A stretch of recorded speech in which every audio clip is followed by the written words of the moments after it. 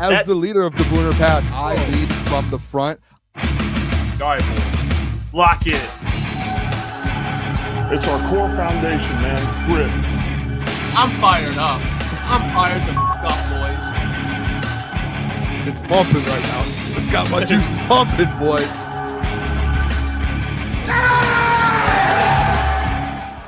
Welcome to Crunch Time Sports with Jeff and Booner on a Tuesday. It's September 9th, and we are back. All right, one day closer to Lions-Bears, one day farther from Lions-Packers. Which, hey, I'll take that. I will take that. Dan Campbell, Jared Goff spoke to the media, or at least 97 won the ticket. You got our thoughts on that. NFL power rankings as well. And then we have Kory Woods joining the show. So we got a packed show today, man. Yeah, should be a good one. Finally, we're back. Yesterday was a little bit of a weird day, but we're in a normal show today. I'm pumped up. It looks like ETN said, nice cut, Jeff. Do you got a haircut? Turn to the left, right. Give me a little. You got a cut today? I got, you know what? Shout out Spencer. He got me right. You know, I had to, I think it was just one of those weekends. It's like, let me just clean all the stench from the weekend, you know, Okay. like whatever was on my face. This, you know, I was growing this like beard thing. Yeah. I need to get fresh for this Bears game. It's game week. I got to get ready. Yeah, I mean, it's game week every week. So, yeah, no, I get you on that. But it definitely is game week. It's like a fresh – well, for you, it's really game week because you got Bears, Lions. We're done. But no, I didn't get that at first. Okay. No, but I'm pumped up. It's going to be a fun week. I'm kind of over – honestly, I'm over the Packers game. I'm past it at this point. Yeah. Obviously, like there were a lot of negatives. I told you today, I called you on my way home today, and it was just like listening to Jared Goff talk to the media in 97.1. There's it's going to sound weird, but like a calming factor of Jared Goff to where, you know, QB1. I told you that I was like, it's kind of impressive for a guy like that who just went through what he did, and that team that just went through what they did. The fact that he is so like able to be so composed in those moments and just be like, hey, we're going to be just fine. Like it calmed. I think it should calm the fan base down a little bit. It calmed me down a little bit. It calmed, I'm sure, a lot of different people, and probably not national media. But as a whole, it's good to hear your quarterback be like, listen, we're going to fix a few things and we're going to be just fine. Like, this isn't the end of the world here, guys. Which obviously we all knew that. It was just good to hear it from Jared Goff. And like Woobabot said in there, I don't know what that means. Jared PR Goff. He is very good, like you said, Jeff. Dude, in the media. One of the best in the game. No, he might be the best in the game. Like he might be the best in the game. He gives nothing. I said in the pregame, whatever, you know, I was kind of joking, kind of not. Whenever I see Jared Goff spoke to the media, I just skip it. I always listen. There's not one thing in there that is going to be even remotely interesting. And I don't mean that disrespectfully. I actually love that the Jared Goff's like that because I don't want, it's just preference. I don't want my quarterback to go to the media and be like, this is unacceptable. Like, you know, calling guys out. You could do that in private. You don't necessarily have to do that to the media. You can do that in private, whoever you want to talk to or whatever you want to say. But to the media, and we're part of the media. I love the media. I do a show every Wednesday with the media. If I'm a quarterback, you guys have no like use to me. You know, I mean, me telling you, you know, Jameson Williams or whoever has to, Tate Ratledge has to be better. We can't. That's inexcusable. It does nothing. Like, just shut your mouth. Answer the questions. PR. Everything PR. Yeah, you know. We just got to improve every single week, and we just got to win next week. Like, that's all you got to say. It's like you remember you played 2K. My career, it's like the team answer or the you had the team answer. Yes, he's like the team answer every single time. It's like, dude, he's good. He's great at it. I think, and into it gets to a point, and this is gonna sound bad, but like every time Jared talks to the media, he has like I don't want to say like an arrogance to him, but he just gives nothing up to where it sounds like he's just constantly like, I'm a little better than you. Like, why are you asking me this? Why are you asking me that? Like, he gets asked a question. Like Doc with the Dan when he asked about the route concepts. He's like, really? Yeah, that's like Jared, though, every single question. Like, Jared, they asked Jared, what did they ask him today? They asked him about, I think they might have been about routes and stuff. Like, hey, well, why aren't you, like, or no, people were concerned about something, this or that. And he goes, what? He just starts laughing. It's like, dude, like quarterbacks just sit here laughing at the fans that just have concerns. I love it. I love the confidence and the fact that he just seems so unfazed about what happened versus the Green Bay Packers. Like he just seems so unfazed. And I know it's PR and he has to, but yeah, because I bet he's pissed. I bet he's for pissed. Sure. But there are quarterbacks around the NFL, dude. You listen to if you took every single quarterback's Tuesday press conference and you put them all together, like Jared's would be the most calm. And it's just dude, you just got blown out. You did nothing on offense, and you just seem so. I love it. I don't know if you saw what CJ, but it's different. CJ's younger, but this is a type of quarterback that does this. It just depends on the style you prefer. Did you hear what CJ Stroud said after they lost to the Rams? No. He said we looked lackadaisical out there. He was basically we just need to do better. It was a wake up call for us. That was a much needed wake up call. Something like that. It's I don't know. Some people might be yeah, that's QB1. Call them out. I like Jared. I like the way Jared does it. It's just you don't really give anything away. It's fine. It's none of your guys' Dan's the same way too. It feels like his interview seemed very similar. Obviously, he gives some away a little bit, but Dan is just Dan. It's just Dan's a little more honest. He got asked today, should you have played some starters in preseason? He's like, yeah, probably should have played a little bit of Christian Mahogany and Jay Rowledge. He just doesn't even hide it. He's just yeah, I can, yeah. That's fair. But to the point of just not being rattled, Dan just never. Yeah, he's not rattled at all. Never seen this guy rattled. They when they were 1-6, I'm sure he just went to the media and was just hey, we're ready to work tomorrow. We're coming back to work. Okay, dude. That's why I think everything's gonna be just fine. These guys are very, very good. Willie Colon, did you see him? Oh, we actually should have played that today. I didn't even think about that. No. Willie Colon had a good thing about the Lions, just being you think a Dan Campbell team's about to pout after a loss? No, they're about to punch back. And he just went on a rant about it in Good Morning Football. Willie Colon, great, does a good job. And he just went off about it. And he was all of these people who are down with the Lions, this is a team that punches back. Don't forget who's at the helm of this. Very fair. That's way better than Schrags on ESPN today. He was they were going at the Lions, which we'll get to Dan Orlovsky too. Dan Orlovsky said something. He said, which his word holds a little more weight because he's been the biggest supporter of the Lions, obviously. But he said something to Dan McAfee, which I'll play later. He's the Lions about the concern level. We'll get to that later. Zach says, Jeff, how can you lose to Doc in fantasy? What kind of pathetic loser are you? Well, here's the thing. All right. That's crazy. You know what this means? Doc talked about this on his. Doc was on his YouTube channel. He was. You know what? I've noticed real quick before you go, Jeff. What I've noticed, and shout out to Doc. He's plugging the boys. Every single time I've come in a show in the last 2 weeks, and since Doc's been doing YouTube, it has opened up with comments in our live chat of people being the Doc was saying something bad about you, Booner. Doc was going at you, Jeff. What is happening? What is this guy? Is he using his platform to attack us? He likes the WWE. Maybe we needed a little. He likes that storyline. Some of the drama. It's not real drama, but it's a little band. He loves it. He lives for it, man. It's and I'll respond to that. Yeah, I did lose to the Doc. What had happened was, Xavier Worthy, I had starting, and he got knocked out by his teammate, so that was tough. Play one, by the way, it was instant. Yeah, literally play one, so that hurt me. And then I had I think I had Evan Ingram, and he got hurt. So I had two guys get hurt, a couple guys underperform. We'll be back. I had Alvin-Ross St. Brown, didn't really live up to par. I'll be back. We'll be back. Don't worry about it. Doc, I'll see you in the playoffs. All right, I'll see you later in the season. Don't worry about it. I'll take care of Doc. But appreciate that, Zach, as well.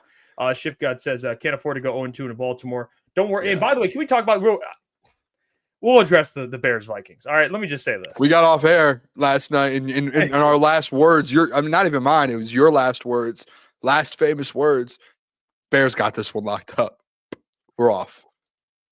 They indeed did not have it locked up. What happened was J.J. McCarthy turned into Josh Allen. What had happened, he had a dart to Justin Jefferson.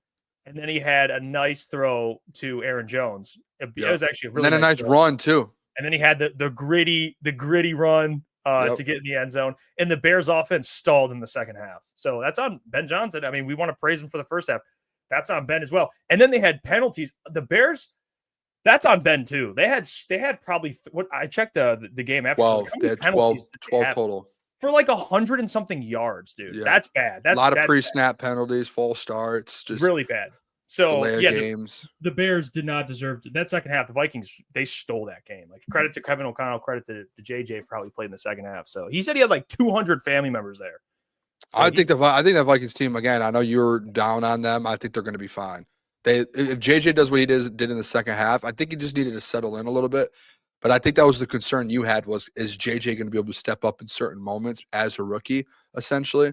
I think last night, week 1, maybe you didn't think you would see that week 1, and it would be like week 4 or 5 until he was like actually proven to be able to make kind of game-winning drives and go out there and win a game. He did it week 1. And I don't know if there's a question anymore. He could play, man. He's ready to go. And they were able to run the ball in the second half, like Jordan Mason. Yeah. Played a lot better. Like Aaron Jones in the pass game. He was RB1, 2, like that little 1-2 duo they have is very good. They have good receivers. Jordan Addison will be back eventually for them. Hopefully they get what's his name back on the O-line, and they'll be good. I was watching, I forgot who. Well, I think it might have been Dan Orlovsky. He made a good point about the Bears, which, like, you know what? I will give this to – I agree with this point. He said – it's going to take some time. Like, I thought you saw some flashes of what Ben wants to do, but overall that second half looked like the Bears team that still was making, it still looks like the Bears mentally from last season. Like they were still just making mistakes. Like Ben, I think it's going to take a couple games. I'm not going to change up my rankings or anything, but I can see why they're going to have to really iron out all those. Dude, if I'm being honest, the problem football, it's bad. And the problem I have too, like with them, it's and I know you like Caleb, so I don't want you to take this in a way of me going at you, but he just he has all the talent in the world. He just mentally, I don't know if he's going to be able to figure it out mentally. I don't know, because you would think after like the article comes out about him year 1, and I didn't read the full thing. I read snippets of it, and there was just like things where it was like he didn't want to do an NFL count. And he wanted to go back to just ready, set, go, or ready, set, hut. And there was just things where you could tell that he wasn't really mentally there last year in that article. And then this year it was like, okay, game 1, Ben Johnson, new offense, looked good the first few drives. And then it's like every time you would be like, okay, Caleb needs to get this team together and kind of push and get going, he would either miss a throw or there would be nothing. And it would be a dud of a series. And it was like 6, 7, 8 straight possessions where it was essentially they just couldn't convert on third down every single time. I think that's a concern for Caleb Williams. And I'm just being honest, this has nothing to do with how you feel about him or what. I still think the talent's there. But in the NFL, you could have the talent you want. We've seen so many talented quarterbacks lose out in this league just because, 1, mentally they can't do it, and 2, they just can't make the reads and the throws. And he just seems to constantly be missing throws. Like he had Cole Kmet wide open in the middle of the field, overthrew him with no pressure. He had DJ Moore wide open for a touchdown and just did not get it to him in time and overthrew him. And then mentally, he didn't lead them. Like JJ McCarthy, who started his first NFL game, looked like a better leader, and he looked like he played at a way higher level than he did. And I would say Caleb's more talented, and JJ just outplayed him. And JJ, he's gonna have a better NFL career than Caleb Williams. I'm not basing it off that one game. I'm basing it off of this is year 2 for Caleb, and he was making mistakes that he probably made to start his rookie year. Yeah, well, which is concerning.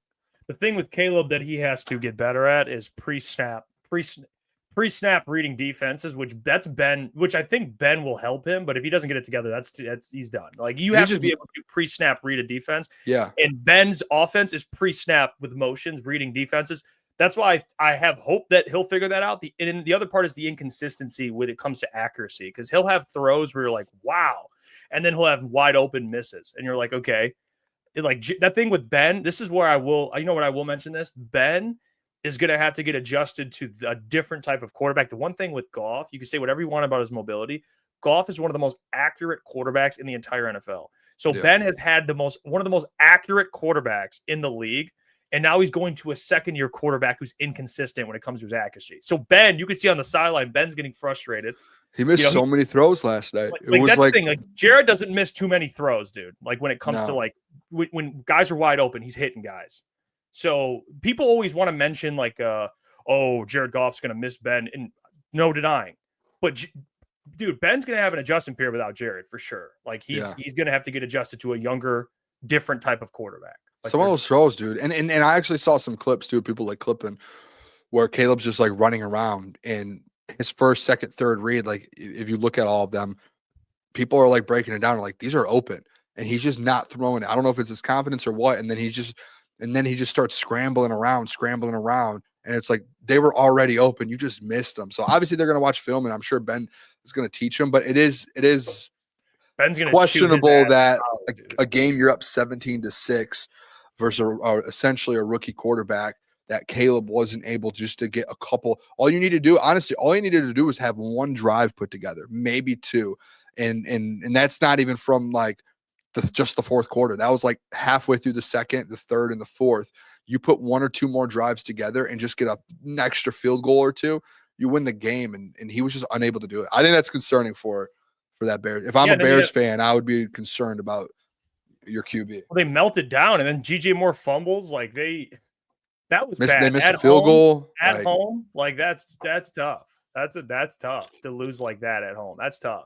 And I know Bears fans, if they would have won that game, would have been annoying because they would have probably been saying Ben Johnson this, Ben Johnson that. But yeah, it's just the more experienced coaching staff, they like Kevin O'Connell didn't even flinch. They played like crap in the first half, and he hung in there. They would have gone to OT. But coaching mistake. I texted you guys last night. You were just MIA. I don't know if you went to bed. I don't know what was going on with you. I didn't hear from you until this morning. Yeah, I was done. Interesting. I was not checking my phone after that. I could figure that out. I'm diving into sports talk tomorrow. Me and Klotz, you were just texting and blowing up the group chat trying to get you to say something. You didn't until like 10 o'clock today, which was hilarious. But last night, like Ben Johnson, like the kickoff thing. There's 2 minutes 5 seconds left, 2 minutes 4 seconds left. All you have to do is just make sure it stays there, so you get your 1 timeout and the 2-minute warning as an extra timeout. And like he says, well, I told my kicker to kick it out of bounds. If your kicker isn't confident that he can kick it out of bounds, tell him just to kick it out of or in the back of the end zone. Tell him to kick it out of bounds and take the penalty. Just take the penalty. That's all you have to do. You take the penalty, and then the problem is, and I don't know why Ben didn't even think this, is like if you do that, they got the 3 and out with 8 seconds left, and it was too late.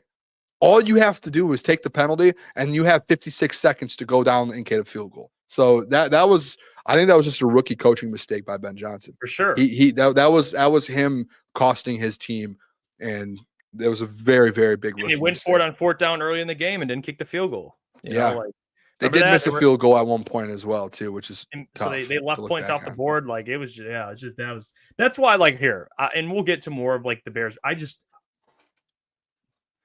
You can't lose to that team, man.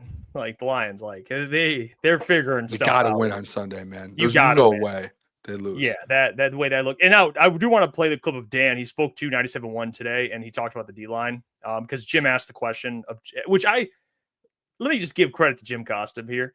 Jim Costa does not give a damn. He asks questions that people want to know, and I appreciate that about him. He'll double down too. Oh, he doubles down. He asked him about Za'Darius last week, and then this week he asked again about the D-line, which like I love. Most people be like, I'm not gonna go there. Like it's a sensitive topic. He straight up was just like, hey, what'd you think? You don't have Za'Darius, or he didn't mention that specifically, but what'd you think of the D-line? Here's what Dan had to say. This is 97.1's YouTube. Let's hear from Dan Campbell. Nobody can touch him, and it certainly can win. Bigger deal than guys that you were good with those guys. There's a lot of fans who are looking at it and going, can those guys win one-on-one consistently enough? What would you say to those fans who think it's a bigger deal than you've alluded to? I do believe we have the guys that can win one-on-ones, and there's different ways to win. It's certainly everybody would love to see the speed ball off the edge and nobody can touch him.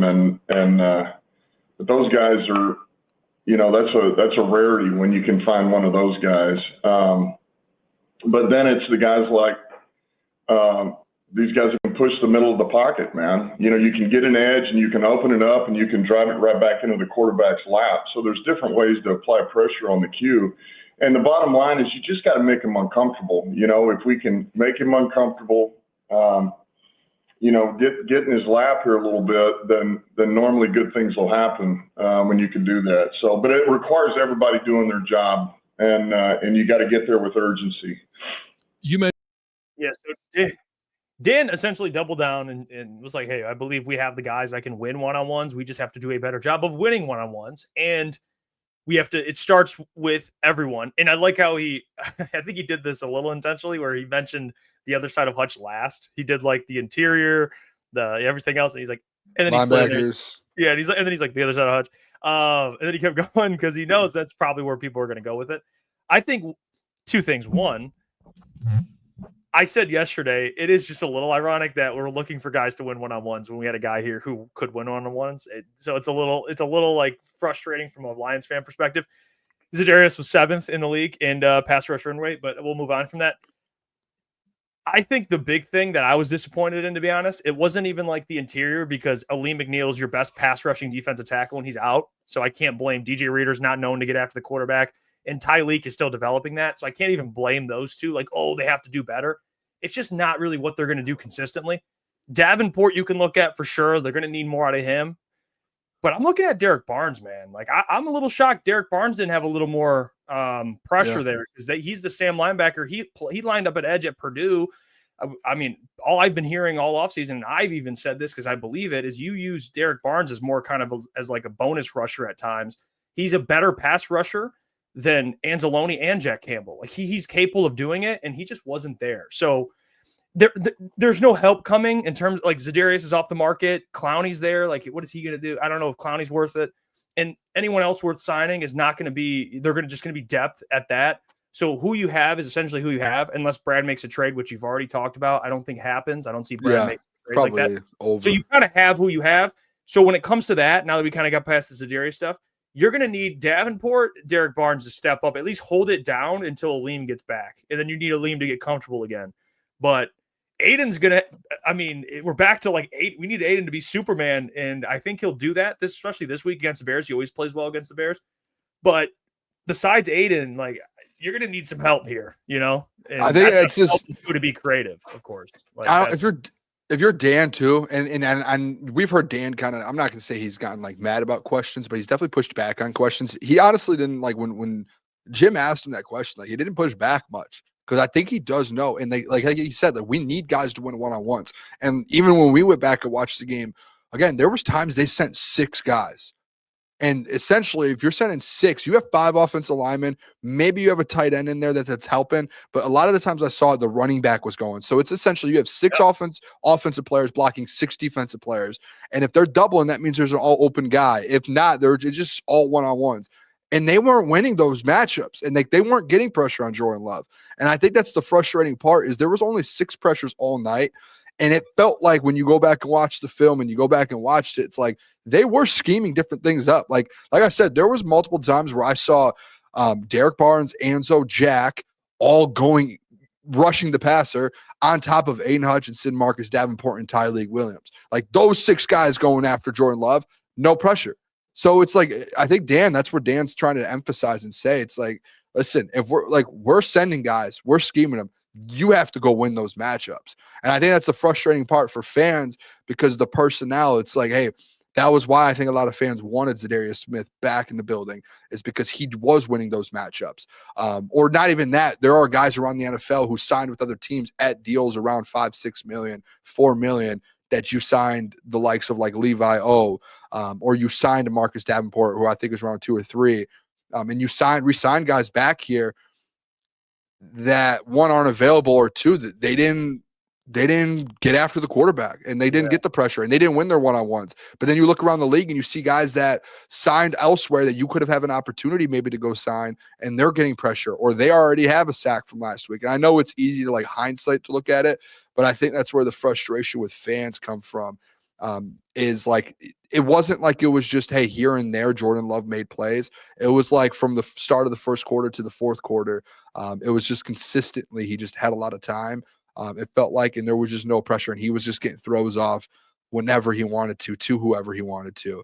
And when you go back and watch the game, I watched the first half again today. It was just like, there's just no pressure there. Like if I was the quarterback, I'm probably sitting back there getting throws out as well. Maybe not because I'm a little shorter than Jordan Love, but you know what I mean? Like I'm still sitting back there comfortably. I'm not getting hit. So I think that's the issue. And I think it's a big issue. You know me, Jeff, and I've been emphasizing it for weeks now. you're going to win in the trenches, and you went 0 for 2 in grades with the trenches on Sunday afternoon. Your offensive line, first off, but especially this D line, did not come close, I think, to a standard of having to win football games. And I think that's like the major worry right now on this football team. For sure. And they play better quarterbacks. So yeah, they have to step up. They have to be better. They got Lamar in 2 weeks. And then after that, they got, Joe Burrow, Mahomes, Jaden Daniels. But even this week, I don't want to say Caleb's great because we saw him. He just blew the game yesterday. It didn't look great in the second half, but like he can run. Like he's mobile. You saw it yesterday. Like he was cutting up that Vikings defense in the first half when they had the 17-6 lead. He was getting around, and it's like it could change quick for you if that defensive line isn't winning their one-on-ones and they're not containing and they're not getting to the quarterback. Caleb Williams will cut you up. Like he really will, as much as we don't want to admit it because of what we saw in the second half. He can do it. Absolutely.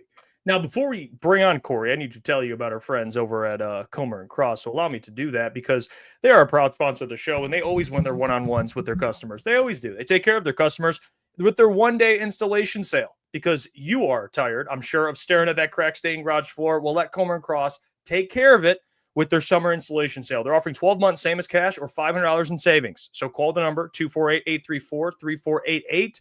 They'll transform your patio, pool deck, basement, even your driveway, and they move the stuff out for you.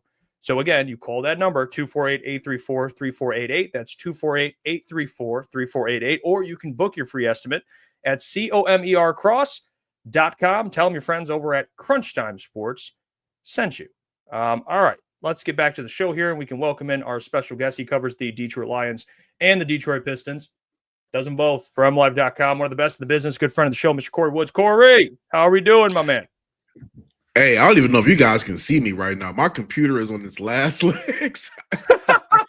I don't know what happened, but I cut it on. The screen is glitching, but I'm like, you know what? This might be my last podcast on this computer, so let's go. He is, you know what? It's just everything's falling apart this week, Kory. Lions fall apart. Kory's falling apart. We can't have you fall apart, Kory.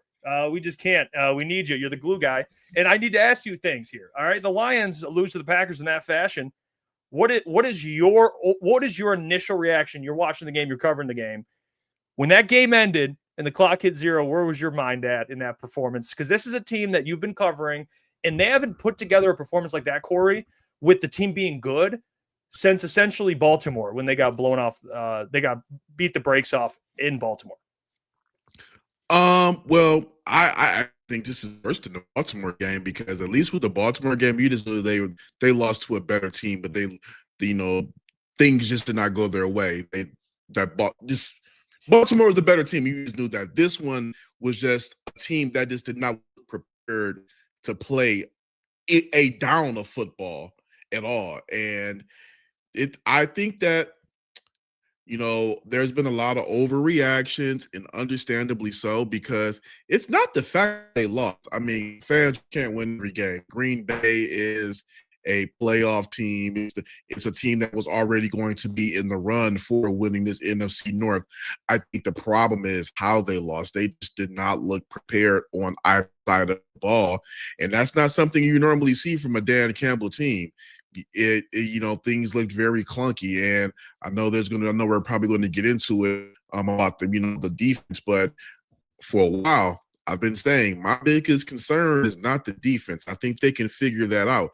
My biggest concern was offensive line, because if Jared Goff does not have time in the pocket, that's where the whole thing falls apart, and that's exactly what you saw in that game. 9 quarterback hits, 4 sacks, and that's because you have to replace a generational center and a Pro Bowler and generational center and Frank Ragnow and a Pro Bowler and Kevin Zeitler. So that to me is where one of my biggest concerns is like, whoa, you really see how important Frank Ragnow was to this team, because things just did not look right for Jared Goff at all.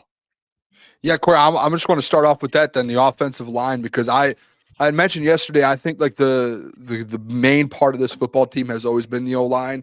And then the biggest part of it is the run game. And I feel like that always opened up this offense when it comes to play action and everything with Jared Goff. And obviously, like the run game, even 2 yards per carry essentially was what they got on Sunday. And that seemed concerning. Do you think that's something? And if so, like, how do you think they figure this thing out with that interior? Because it is with Tate and Christian Mahogany so young. And then Graham, obviously, I don't want to, it seems like every clip that I see, people are posting, and obviously it's easy to clip the worst ones, but it seemed like Graham just completely struggled again on Sunday. How do you see them kind of turning this thing around, especially in the run game as well? You know what? I'm not quite sure to be honest right now, because I'm glad that Dan said something earlier today, which is what I thought should have happened in the preseason. I don't think that you needed to play all of your starters in the preseason, but when you're having to replace those type of guards, you know, that a Pro Bowl center, I think they played in the preseason just to be able to kind of work some of the kinks out, figure a few things, see things in real time. Because, I mean, yeah, I know Dan likes to join practices, and then, you know, they're able to simulate what crowd noise is, but you're not able to really simulate it to the real degree, you know, being in a hostile environment. You can play the speaker up loud, but you're not able to really simulate being in a hostile environment. You're not able to really see things in real time. So this is going to be one of those things that where they have to learn on the fly. They didn't look too good last year to start out the gate, and I think that was also because of they didn't play their preseason. You know, that offense, I mean, let's not have revisionist history. If you go back and watch that game against the Rams, won the game, but they didn't look great. You know, they didn't look great over those. They didn't look great against the Buccaneers when they lost that game. So it's probably going to take a couple of weeks for them to get stuff where they need to be, and I know fans are not going to be patient. I think that's going to happen. It's going to have to take a couple of games to kind of get this right. Yeah, Kory, the big thing too is people are talking about the offense, obviously, and the offensive coordinator. You kind of alluded to the offense last year struggling a little bit. Where do you think the fans should be at with John Morton? Because, you know, I think where people are coming from, and last night the Bears losing obviously helped that a little bit, but to start off the scripted side of the Bears game, Ben Johnson, people are seeing that offense and they're like, oh gosh. In John Morton's offense, to your credit, and what me and Booner have been talking about, it's hard when the offensive line just can't protect Goff and you can't run the ball. It doesn't help him, obviously. But just from like a schematic standpoint, what's kind of been your takeaway with the John Morton stuff? Because Anzalone said if you're overreacting to the coordinators, you're not highly intelligent. Where are you kind of at with like your panic level, and not Kelvin as much as John Morton? Are you kind of, what's your 1 to 10 kind of thing? Where are you at with John Morton? You willing to give this thing more time, or you have a little more urgency to see a better offense this week against the Bears? So would 10 be like the highest level of panic, yes, and 1 be the lowest? Obviously, okay. Yeah. I would say right now I'm at a 6. Okay. I would say I'm at a 6, because I think once they get that O-line situation figured out, then kind of everything else work itself out. Because, I mean, yeah, Goff threw a lot of checkdowns. He has to if nothing was opening up, but I don't think he had the time to really operate in the pocket the way that he needed to. And once they get that figured out, I think things will be okay. But I will say this: we did see a lot of screen passes in training camp, and I think it's going to be a recipe for disaster if your starting running back has the most targets and receptions. Like, I know that things happen, but Jahmyr Gibbs cannot lead the team in receptions and targets. We have to figure out a way to get the ball Brown to Jameson Williams, Isaac Tesla. I mean, I know that he was sick. I know that he was sick last week. I understand Dan Campbell's rationale for wanting to ease him into it, but you got to play him more than 3 snaps. You just have to. And that's my biggest thing right there. They're going to have to figure out a way to design up some schemes to get these receivers open. But again, I think it all starts with getting that pass protection correct, because it just wasn't there. Yeah, and on the other side of the ball, Kory, my biggest thing has just been the trenches this whole week since Sunday afternoon. And Dan's answered a couple questions about the defensive line getting home and the one-on-ones. What are your thoughts on this D line? I know with AQM, Hutch, and Marcus Davenport, how did you think Marcus Davenport was? And do you think that this is something kind of moving forward? Are they going to start looking at it at some point that, hey, they regret not bringing Za'Darius back? What are your thoughts on that whole defensive line situation right now? Well, here's the thing about Zadarius, and I want to be respectful because Zadarius is damn good. He's a good player, but all right. So if you count his last 5 games in Detroit, including the loss to the Commanders, he only had 1 sack and 7 pressures over that span. And if you go back and look at what Aiden Hutchinson was doing, and when he started the season, Hutch was getting at least 4 pressures a game. So obviously you wanted to see what Zadarius, you wanted to bring him back and see what he looked like, along with Hutch in there. But I'm guessing they were thinking, hey, a healthy Davenport could do the same thing. They're going to figure out how to dial up something to get some pressures, but also too, you don't have Aleem McNeil there, so that's also killing your interior. You're having you're having Tyreek Williams playing alongside DJ Reader, and while we think that Tyreek is going to be able to grow into that type of player, even though he did say that his pass rush is underrated, I see it from him right now. So it's not just, they didn't have that edge depth. You're also missing Aleem McNeil, and he made a lot of things go last year when they didn't have that edge depth, and when you saw how things look when he left. So I don't know how they're going to go ahead and figure that out. I believe Kel Shepard's going to, he's been in that building long enough. He's learned at the AG for a couple of years, so they're going to have to, do some things. But I don't know if it's so much as they did not go out and bring back Zadarius.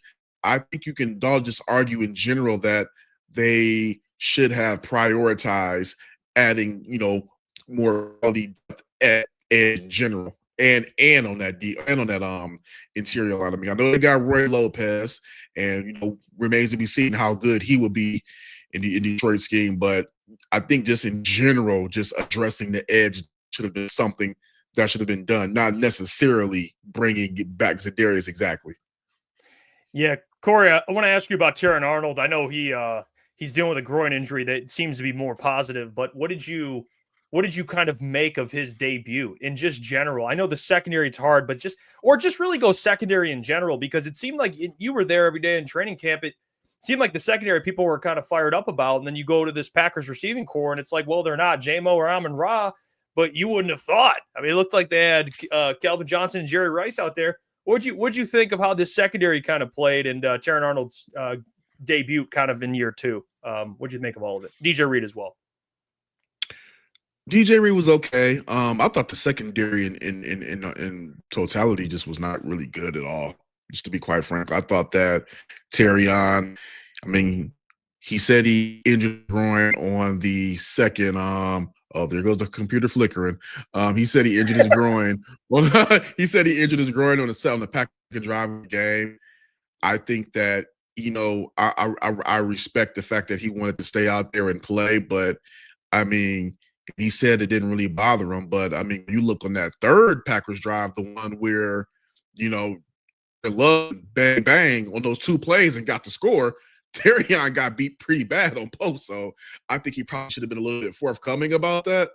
But also too, it's not just the fact that the secondary was cooked. There were some bonehead penalties too. It's like, Brian Branch snatching off Kraft's helmet and then rolling ball. That was a 15-yard penalty and got them right there, the knock on the door. So they just the whole team, they just unraveled and were not as composed as we're used to seeing from them. And the thing is about this, they maybe not have echoed my words exactly, but they know just being in the locker room, they know that they did not play their best. They're holding each other accountable. And I'm expecting that, just off of some of the guys that I did talk to, they're going to come out and play with their hair on fire when they host Ben Johnson and the Bears. Yeah, great transition there, Kory. I was just about to ask you your thoughts on the matchup here with the Chicago Bears. Obviously, they lost last night. Lions didn't look great Sunday. What's your confidence level going into Sunday at 1:00 versus Chicago Bears with those Lions teams? Well, the Lions have not lost back-to-back games since Week 8 in 2022.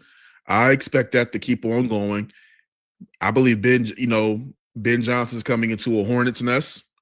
And I mean, look, last night, that first drive, their passing looked great. I mean, it looked solid. It looked pretty good. It looked great.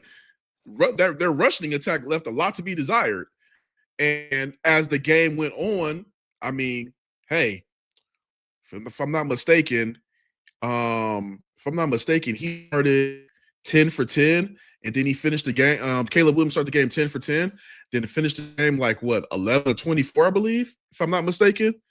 And I don't think that he's going, and that was at home. And that was at home, mind you. Yep. I mean, they had 4 false starts in like the first half.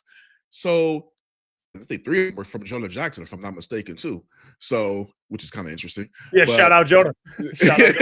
So I believe that if the Bears have the showing that they did last night, they could get a run out of Ford Field because, I'm not trying to overlook a pick six, but if it were not for that pick six thrown by J.J. McCarthy, that score would have not been as close as it was. Because again, after that first quarter and a half, Caleb Williams did not play that great. So I mean, we'll see. I think they're gonna. I think Ben knows some of the schemes of this defense, so he's gonna be able to. They're gonna score some points, but do I think it's gonna be? Do I think they're gonna win? I got the Lions winning this one. I would say pretty handily. Nothing crazy, but maybe like a 10 points, 14 points. I mean, that's still a lot in the NFL. Yeah, agreed. I think the big thing with me, Kory, that's been I shouldn't say it's shocking, but it is weird to see is the NFC North odds. Like you have the Lions third right now to win the division at plus 410. The Vikings are plus 290 and the Packers are the favorites, rightfully so, at minus 120. What's kind of your thoughts on this NFC North division? You got to see JJ last night. Caleb, you said inconsistent. Packers obviously beat the Lions. This is a team that's won back-to-back NFC North championships. Many assume that it was going to be another one this year, maybe in a closer fashion, but still, how should Lions fans feel right now after that week 1 performance? I know it's week 1, but the rest of this division kind of where it's at. What do you think? Because it's all two young quarterbacks, and then you have Jordan Love, but it's still a very tough division, which is odd. So it's hard to predict how good JJ is going to be or how good Caleb's going to be. There's so much uncertainty there. All right, so I'm gonna try to be layered on this. First, I got to be truthful. When I wrote my season prediction, I had the Lions winning the NFC North. But I believe when I went on the podcast, I said I had the Bears that had the Packers winning the North, but the Lions still going to the playoffs and going to the Super Bowl from the wild card. And that was my latest one, and that's where I'm sticking with it. I had the Packers winning the division, but I had the Lions still winning, getting a wild card spot and making a Super Bowl run. And I believe it's still possible, but and also I got to add this too. When we did our game by game predictions, I had the Lions splitting with the Packers, but I didn't have them losing Sunday's game. I had them winning Sunday's game and losing the other game against the Packers. So I had them going 5-1 and having them going 5-1 in the division. So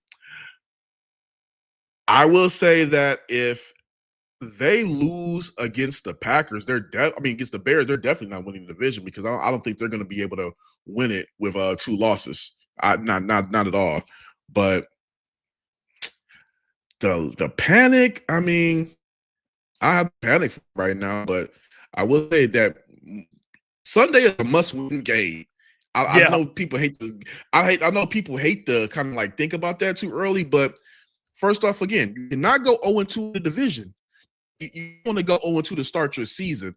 But if you go 0-2 to start your season and 2 of those losses are in your division, that's almost a death. And then you will be 0-2 going into that Monday night football game against the Ravens. And then you have that gauntlet of a schedule going after that. Yeah. I rightfully so. Lamar, after seeing the Ravens, they lost, but Lamar Jackson, that dude is he beats up on NFC North. He beats up on NFC teams. NFC teams, yeah. Yeah, he really does. Kory, we appreciate the hell out of you, man. You battled. Oh, one more thing. Go ahead. Go ahead. I always love your comments. And I saw one just pop up that said, "Why does he have on buffs in the house?" First off, I hate to do this again. Yeah. Get your damn Detroit culture up. These are wires. Buffs are from Buffalo Horn. These are wires. All Cartier glasses not buffs. They're buffs. There's wires and there's woods. Does it matter? Yes. And if you don't think it matter, you're not really from the inner city of the D. You're probably from the suburbs. Hate to go there, but it is what it is. Yeah, you know what? You need to clarify, Kory. That's just how it goes. I think it's the second time you had to clarify that. I think it's the second time. It's. I know people are like, does it matter? Doesn't matter. Yes, it does. Because you're talking stupid. Yeah. That's why we love you, Kory. You keep it real with the people. We'll talk to you soon, my friend. Keep up the good work. Good luck this weekend. Peace. There Appreciate it, Kory. Kory Woods, these are wires. I love it. Legend, man. Absolute legend. Yeah, the best in the game. He's always got swag on, dude, when he comes on. So that's yeah. I love that though. These are wires. Yeah, he's just got it's important. It's important. I think the first time he taught the people that, I think that was you. I think you said something. Yeah. Let me teach you a quick lesson real quick, Jeff. Yeah. He said, hold on. These aren't buffs. Let me stop you right there. These aren't buffaloes. These are wires. Shout out, Kory. By the way, I asked him about the division, and the reason why I asked him is because we posted this on our Twitter. I don't like seeing this, and I don't know. This is heartbreaking. Gambling man in me, Boone, and I'll go to you on this. I'm staring at that plus 410. It looks good. It looks so good. It looks enticing. I hate seeing it because I'm like, I might do it. I'm not gonna right now. Maybe I will. I don't know. It looks nice though. If they win versus the Bears, and the Packers, by the way, have a tough matchup, short week against the Commanders. This thing could get a little freaky. Like they could move up to like plus 200, maybe plus 300, maybe just behind the Vikings. It will move if they win. And I'll tell you this is actually, I think a lot of people aren't looking at it like this. This is where, and you know what, who actually brought it up? Dusty brought it up when he was on, where he was like, listen, odds makers, they don't always, the way they move it sometimes is based off of what's being bet. So after this weekend, obviously they're moving it down because the Lions lost, the Packers won, so the odds change a little bit. But a lot of people probably are betting the Packers after the Lions win, so they have to start adjusting and moving. I'll tell you what, if you're going to bet on the Lions to win the division, this might be the best week to do it in this whole season, because they're obviously, you would think that they beat the Chicago Bears at home on Sunday. You know who the Green Bay Packers have this week, Jeff? They have Thursday Night Football versus the Washington Commanders. Short week. Yep. And they have a short week, and they're going up against a good Commanders football team. That's on the road too, right? I believe so. So they could easily drop a game, and by the end of this week, you're looking at, and who do the Vikings play? I think that's actually a good question too. Let me check real quick. They might have a tough. Let me go to week 2. Hold on, give me 2 seconds. The Vikings play the Falcons. Some Sunday Night Football. It is at home, but there's a very good chance. There's a good chance by the end of this week, the Packers are 1-1 and the Lions are 1-1, and these odds kind of start to even out a little bit more, and then you're back at plus 200, plus 250. Oh, it's in Green Bay. Sorry, I didn't even know that. Either way though, versus the Commanders, it's a tough game. So I think this is a good time to do it. If you were going to ever put money on the Detroit Lions to win the division, this is it. I'm shocked it's at plus 410. I really am. Honestly, I truly am a little taken aback by that after week 1. And I know the Lions didn't look good, so I see where it's coming from. And they looked like, honestly, the 20th best team in football on Sunday. Like, they just did not look good at all. So just take advantage of it at that point. Yeah, I'm not to kind of answer the same question I asked Kory, like my concern about the NFC North. I'm not concerned. I'm not hitting the panic button yet, because like I said, with a win this week, you're 1-1 in the division, and then you keep it pushing. The next team you face in division is after a bye week against the Vikings. So they're in a pretty good spot. They just need to win this week. And that's why I do agree with Kory. I do think, based on the circumstances, because you have back-to-back divisional games, you're 0-1, and who you have week 3, I think all those things combined make this game, as much as you hate to say it against the Bears because they're not like this amazing team, it is a must-win. Like you do need to win this game. You need to go 1-1 going into Baltimore. Okay. You do. Let me ask you this then, because this is the argument. I hate throwing out must wins. I agree. People do it every single week. I think there's a caveat in every single week. You could argue every week's a must win, and there's probably some sort of storyline you can argue.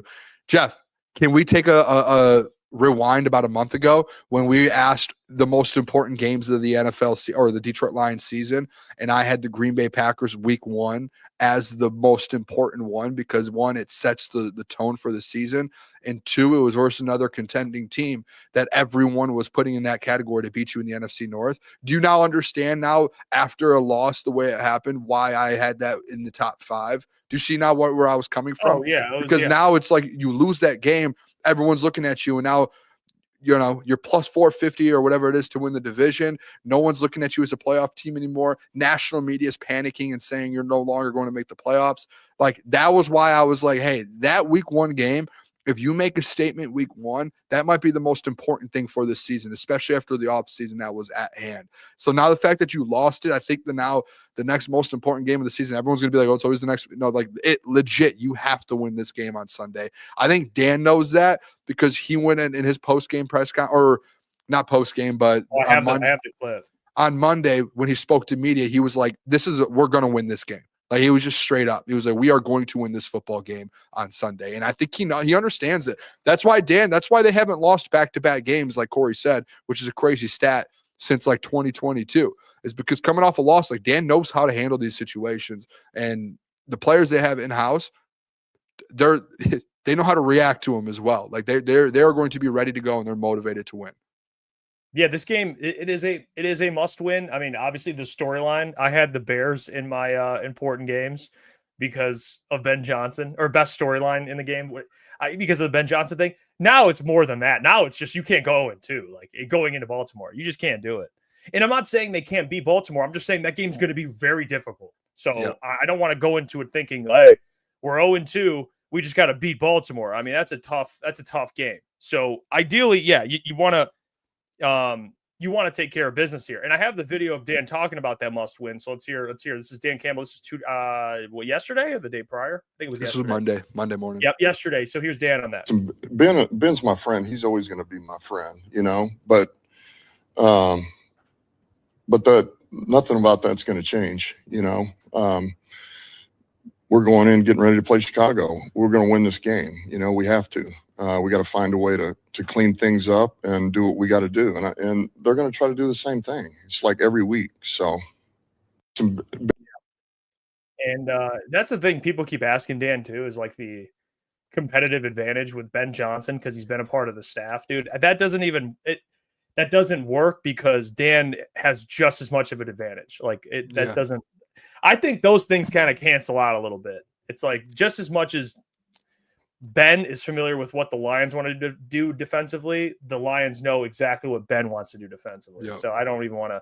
And if John Morton helped create the playbook, then he should have a really great idea of what he wants to do. Not that it's offense versus offense, but they should be able to game plan for Ben Johnson this week. Now, the mobility of Caleb, I think, is going to play a little part in it, but based on the accuracy issues, this is not. You can't have him look like Jordan. Yeah, because Jordan Love, I'm going to be honest, I didn't expect Jordan Love to play that well, and it was because they couldn't get pressure on him. They need to get pressure on Caleb. They need to make his life hell. Because we actually did a watch party last year at DraftKings. We did the Thanksgiving game, and they suffocated Caleb. Like, that actually, it did. He ain't do anything. And they didn't have Aiden in that game, and he still had a chance to win at the end. And they fumbled it and lost. Yeah. But they were Caleb was under pressure a lot. They have a better offensive line. Obviously, they look undisciplined, but you need Aiden to be the Aiden we saw in training camp, dude. You need that. That was a weird thing. I think I understand Aiden was getting chipped and double teamed, and they were throwing the kitchen sink at the guy. But I'll be the one to say it. I thought Hut should have performed better on Sunday. I was one of the ones that said he's the best defensive player in the NFL going into the season. And you see, and this is the thing that I like, you can't make those excuses up because Myles Garrett, Micah Parsons, TJ Watt, they're all getting chipped. They're all getting double teamed, and they're all, the focus game, like the game plan is focused solely on them. So why did Hutch not have himself a day? You know what I mean? Like, why wasn't he? Not once did he make a play that you were like, oh, Aiden Hutchinson. I don't remember. I don't know. Maybe I'm wrong, but I do not remember one time being like Hutch made a great play there. Like that was unbelievable. Well, shout out Spencer. He's cutting my hair and he goes, this is what he says. He goes, hey man, I got something you can use on the show tonight. I go, what? He goes, Jake Bates had more tackles than Aiden Hutchinson. I saw that all over Twitter. I saw it everywhere. I said, Spencer, we've been getting, people have been commenting that all freaking week, man. I mean, it's like, because it's, and I really don't even want to go at Hutch because he's like the last dude you worry about. Yeah, but it's still like, that's your right. guy. He's your best you need him. You need him. It's not going at him. It's really more so like a cry for help where it's like, Hutch, please, like, especially Sunday, like, do not let Caleb Williams do whatever he wants. Please get to Caleb Williams. Like, I'm begging you. It's like that's what it feels like instead of going at him. Yeah, I don't know. You need Aiden, like whatever he was doing to Dan Skipper and Giovanni Manu. He's got it, and he usually does body Darnell Wright. Every time he plays Darnell Wright, he takes care of him. So I'm confident the dude's gonna. But if he's gonna win Defensive Player of the Year, you're going to need 2 sacks this week. It's time to get going. We got to get going. We got to get something here. Myles Garrett had 2 last week. We need you. David says, so the Lions will improve, but the Bears won't. You guys seem to underestimate opponents. It's a bit slappy. Okay, let me just say this, David. All right. I get where you're coming from, David. The Bears will improve. In my opinion, I think the Lions improving, Bears improving. I think I would still take the Lions, and they're a better team. And at home. The thing I'll look at too with the Bears is they'll improve, but they'll still be on the road with a new head coach in game 2. So they're still at a disadvantage. There's still more to learn a little bit. So that's where I'm coming from, David. It's not disregarding that the Bears won't improve. I just don't think them improving and the Lions improving will be better than the Lions. Unless the Lions just don't improve, which I do not see. I do not see that. I don't see them replicating that performance. So that's where I'm coming from, David. I wouldn't say there's no way, right? No. Okay. I was going to say, imagine if they looked like they did last week, again, back-to-back weeks. I would hit the panic button so hard. I'd be like, there's just no way. There's no way. That would be, oh, man. There's no way. And to be honest, like, no. There's just no way. Because let me just say, hypothetically, let's just say hypothetically they don't and they crap the bed and lose. We're obviously having a lot of different conversations and it's unfortunate and it sucks. But you have to look like, you got to be like Dan Campbell.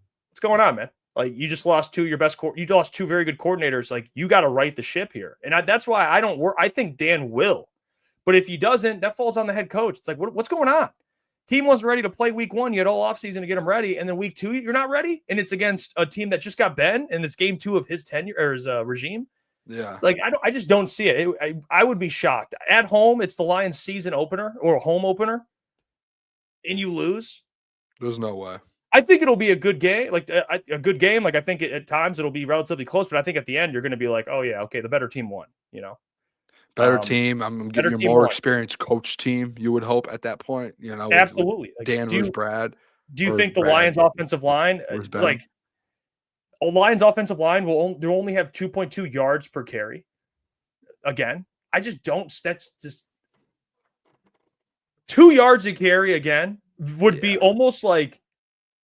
I would almost be impressed that they did that again. Like, that's, how hard that is to do back. That's why I think this week that I think that's going to be a focus this week, and we'll talk about it throughout the the end of the week, Thursday and Friday. But like this run game, I would think and I would hope that they have this thing like ready and like looking very good on Sunday. I hope Terran Arnold can play. If he can't, it's whatever. But ideally, I know people don't want to see him because I get people, oh, he stinks. you still would rather him play than Rocky Sin or all due respect, like Avonte Maddox or Meek's on the outside and they have Avonte in the nickel. Like, Meek would be solid on the outside, but you still want a Meek and Terrion.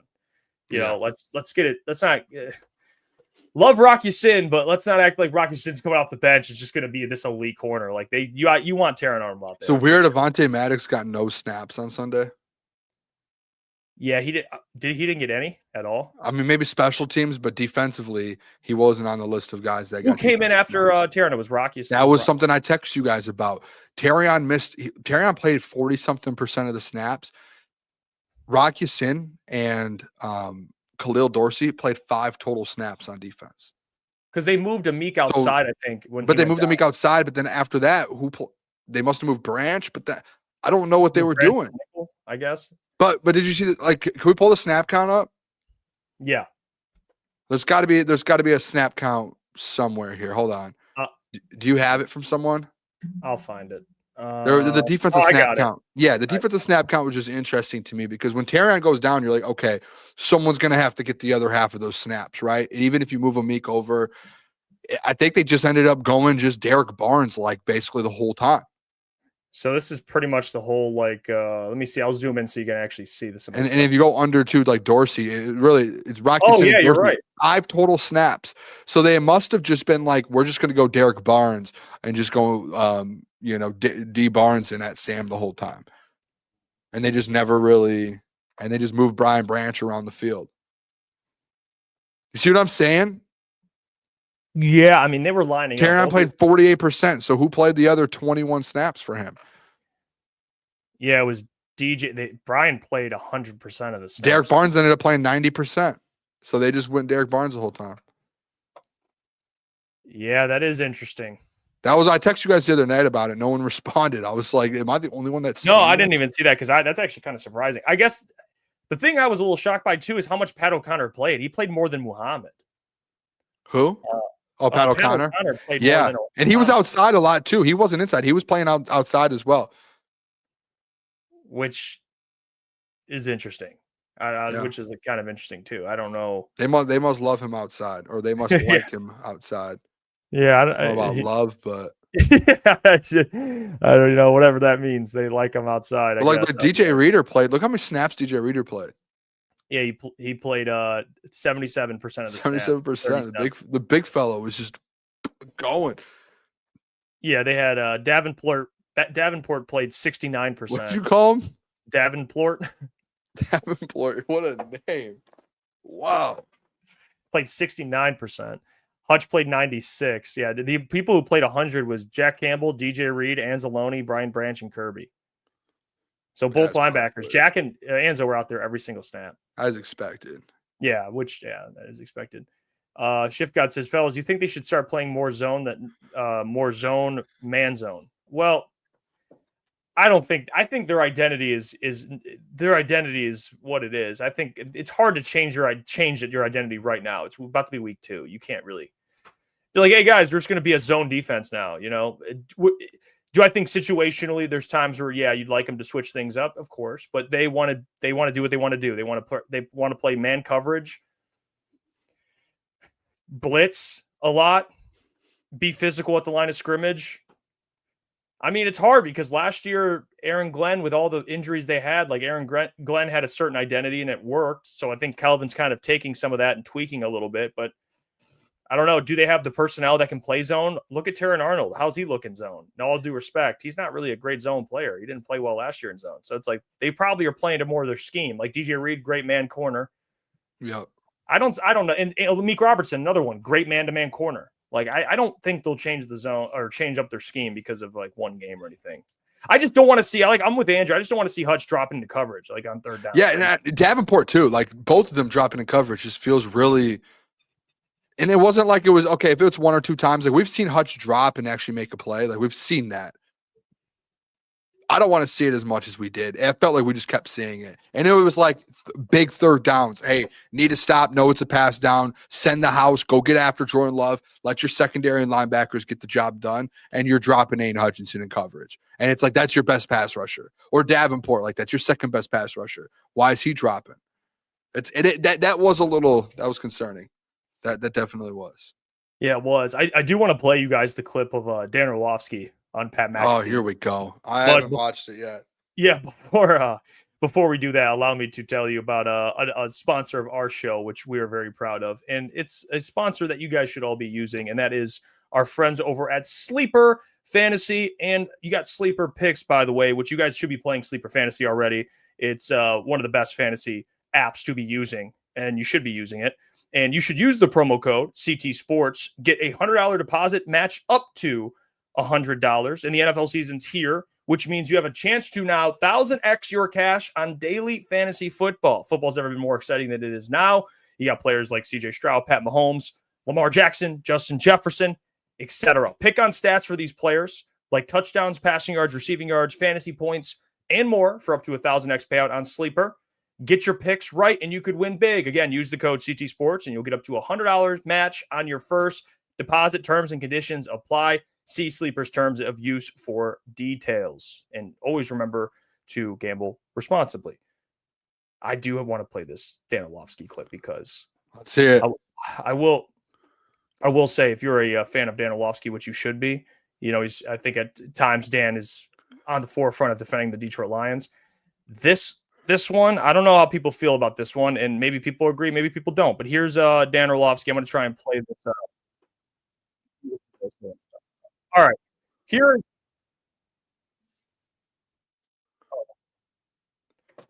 Okay, now they're playing. All right, hold on. All right. Anything you were saying there, you sounded like you were in a box, dude. Am I good now? Yeah, no, you're good now. Yeah, okay. Before I was. All right, I was trying to play the clip. It wasn't playing. All right, let's play the clip. Here's Dan Orlovsky on Pat McAfee talking about the Lions. Thank you. I'm going to answer it honestly. I mean, he's gone to two championship games, okay, and a Super Bowl with two different teams. So stop it. I would tell you this: Super Bowl with one team. Yeah, two championships. Yeah, one Super Bowl. NFC championship games. Okay, just make sure. Yep. You lumped them in. That the Lions are the most concerning team for me out of week one. Most the Saints. Dude, I would tell you. No, because the Saints and expectations and what you kind of want them to be. Dude, the Lions offensively were as fun to watch. You would look forward to cutting on their tape and watching it. And you would just marvel at the ways that they would create advantages for their players, that the way that they would create leverage advantage or numbers advantage and chunk plays. I saw one, and I think it was a busted coverage by Green Bay more than a advantage created by Detroit. It was, I'm trying to be respectful here, it was a boring watch. It was a depressing watch. There's a lot of credit to Green Bay's defense, but man, what it was the past 3 years with Ben, and then what it was this past weekend looked nothing like themselves. You think they're dead? I am very where the other team's just unbelievable. Yeah. What do you mean? You hope not. Well, I mean, I believe the Packers are very good. Colts, no, I understand that. But you guys beat a dog shite team. We're beating a team that won 15 games last year. So I'm hoping that it's more. So I don't want to see the Lions go 3-14, and then you look back and it's like, well, maybe that wasn't that impressive.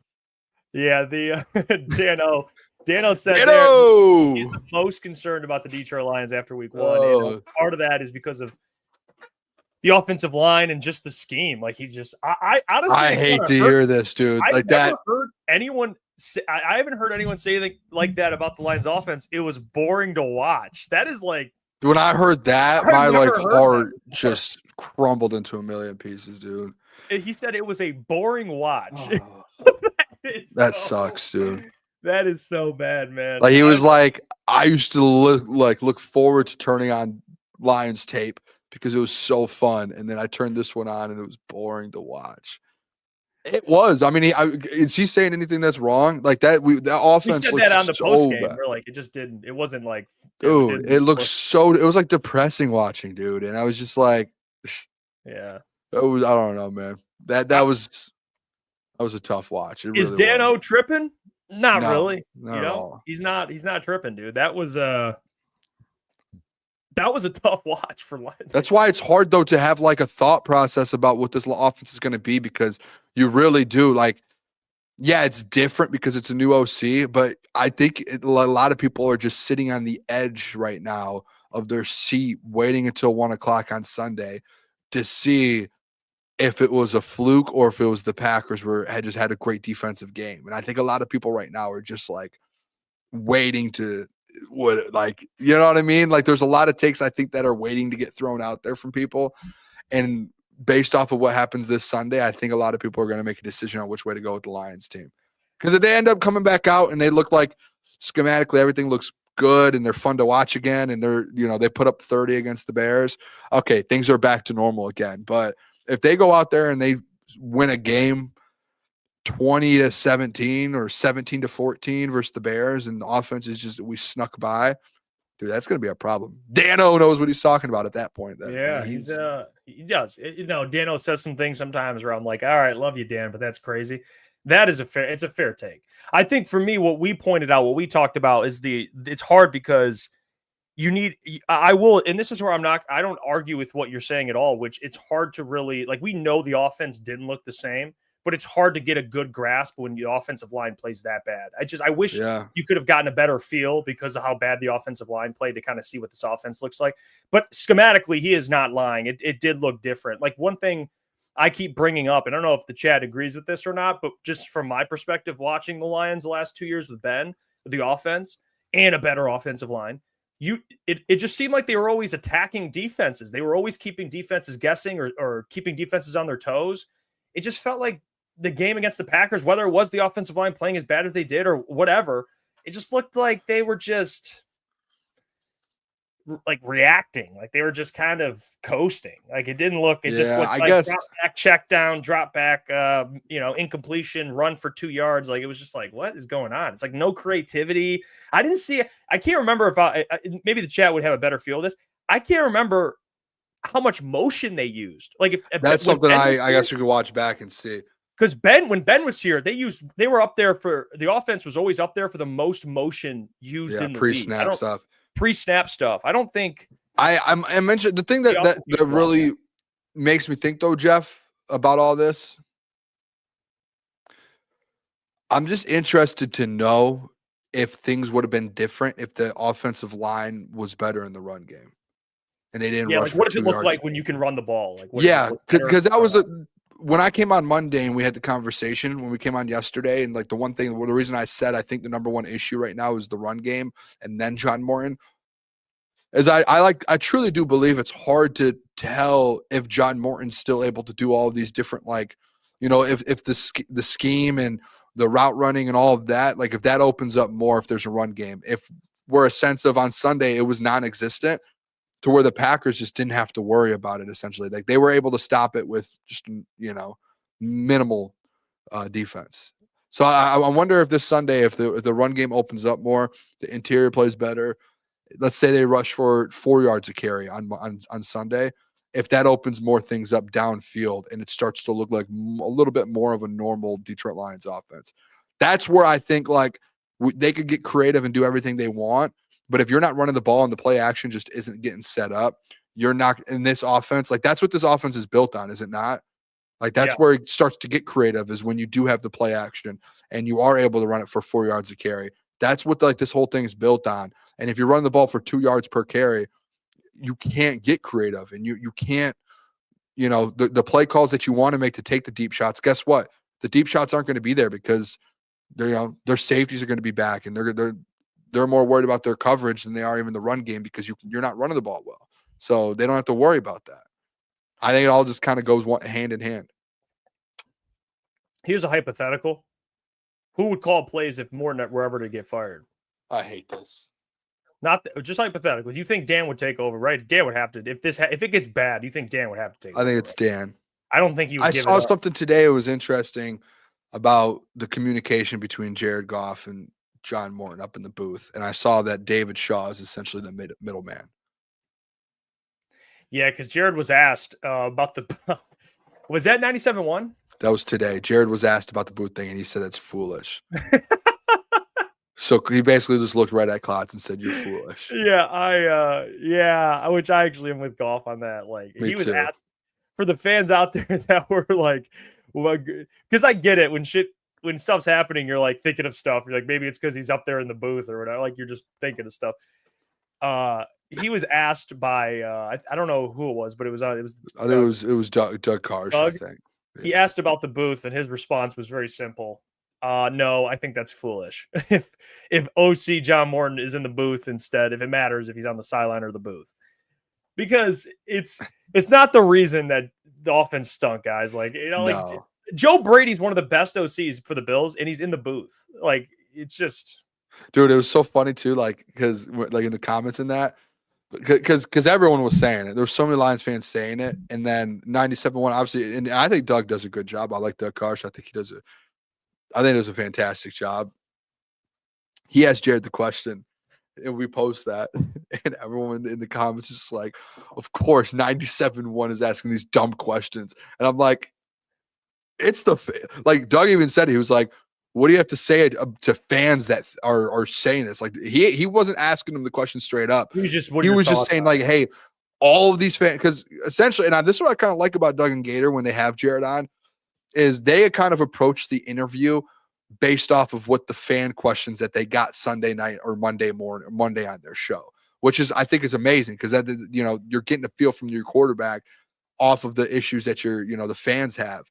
And he basically just brought it up because that was something that they kept getting calls in about was, he was like, we just got a call in this morning about John Morton being in the booth. Does that matter? And then like the whole comment section is just like, of course they're asking this the dumbest question. It's like, actually, no, that's the fans that are the ones asking about this. Yeah.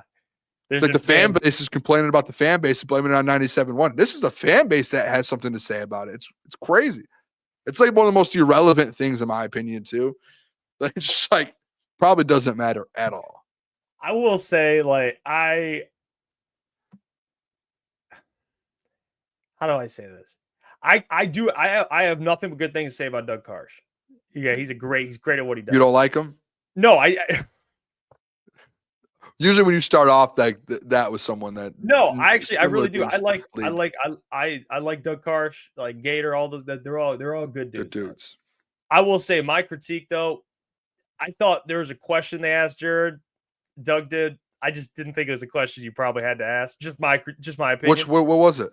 It was, do you believe this team has what it takes to bounce back or something? It was like, oh, that's fair. It was like a question where it's like, like Goff was always gonna like what Goff did answer, and he was like, what? Yeah. It was like, did you want me to say no?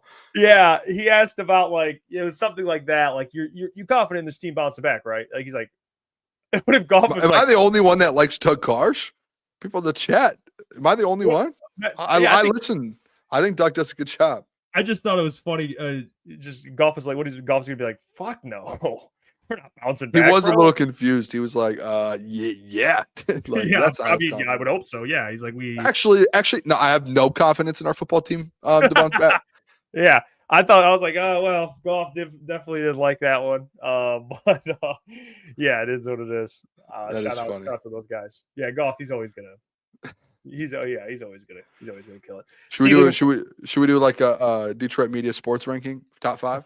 Yeah, rank personalities, rank shows, rank questions. Actually, Doc started the week off with that route question. Who's number one? Yeah, dude. I think Doc. I will say, Doc's up there, man. Doc's up there, and just in turn, like he asked what people want to know. And Jim Cost is up there too. Like they asked what people actually want to know. Like interesting stuff. He doesn't care what people think. Doc does not give a shit. You know what's funny? What people think. I think it's funny now the fact that like we're in the media and like we know a lot of these guys. It's so interesting to me because I think like now that we do what we do and we're in it, like as a fan, let's say 5 or 6 years ago, I know a lot of people like what's his name? Is it Carlos that does the articles that a lot of people hate? Yep. And we were able to meet him at the Rocket Mortgage Classic, and really good dude, like great dude. I think once we get into the media, like I actually start like respecting like guys like that who are just straight up and real and ask like the very hard questions more. Yeah, someone has to do it. Because I saw a comment under Doc, and someone commented under the Doc was like, you're asking questions like Carlos now or something. It's like those are the questions I think that people, and in my opinion, me being, I would rather have those questions than like the gimme questions personally. Like, I want those tougher questions. I want to know what they have to say to those tougher questions. Yeah. Even and like people hate him. Like fans hate like Carlos and stuff. And he's a good dude. But I like the questions he asks and the things that he brings up. Makes you think. Well, it's like, yeah, and let's keep it real. Business side of it. These guys have jobs for a reason. People click. They want to read that. You know, whether, you know, people might hate Carlos's article he came out with. Guess what? People click on it and they want to read it. And it's just because people don't like to see negative things, but there's things that are negative that have to be said. Yeah, right? No, for sure. And it's like Doc asking those questions. He does a great job asking questions. But if you say something, if you say something that people don't like, though, apparently you're just negative and you hate the Lions. So there's also both of those things, you know. Or you love the Bears. Or you love the Bears.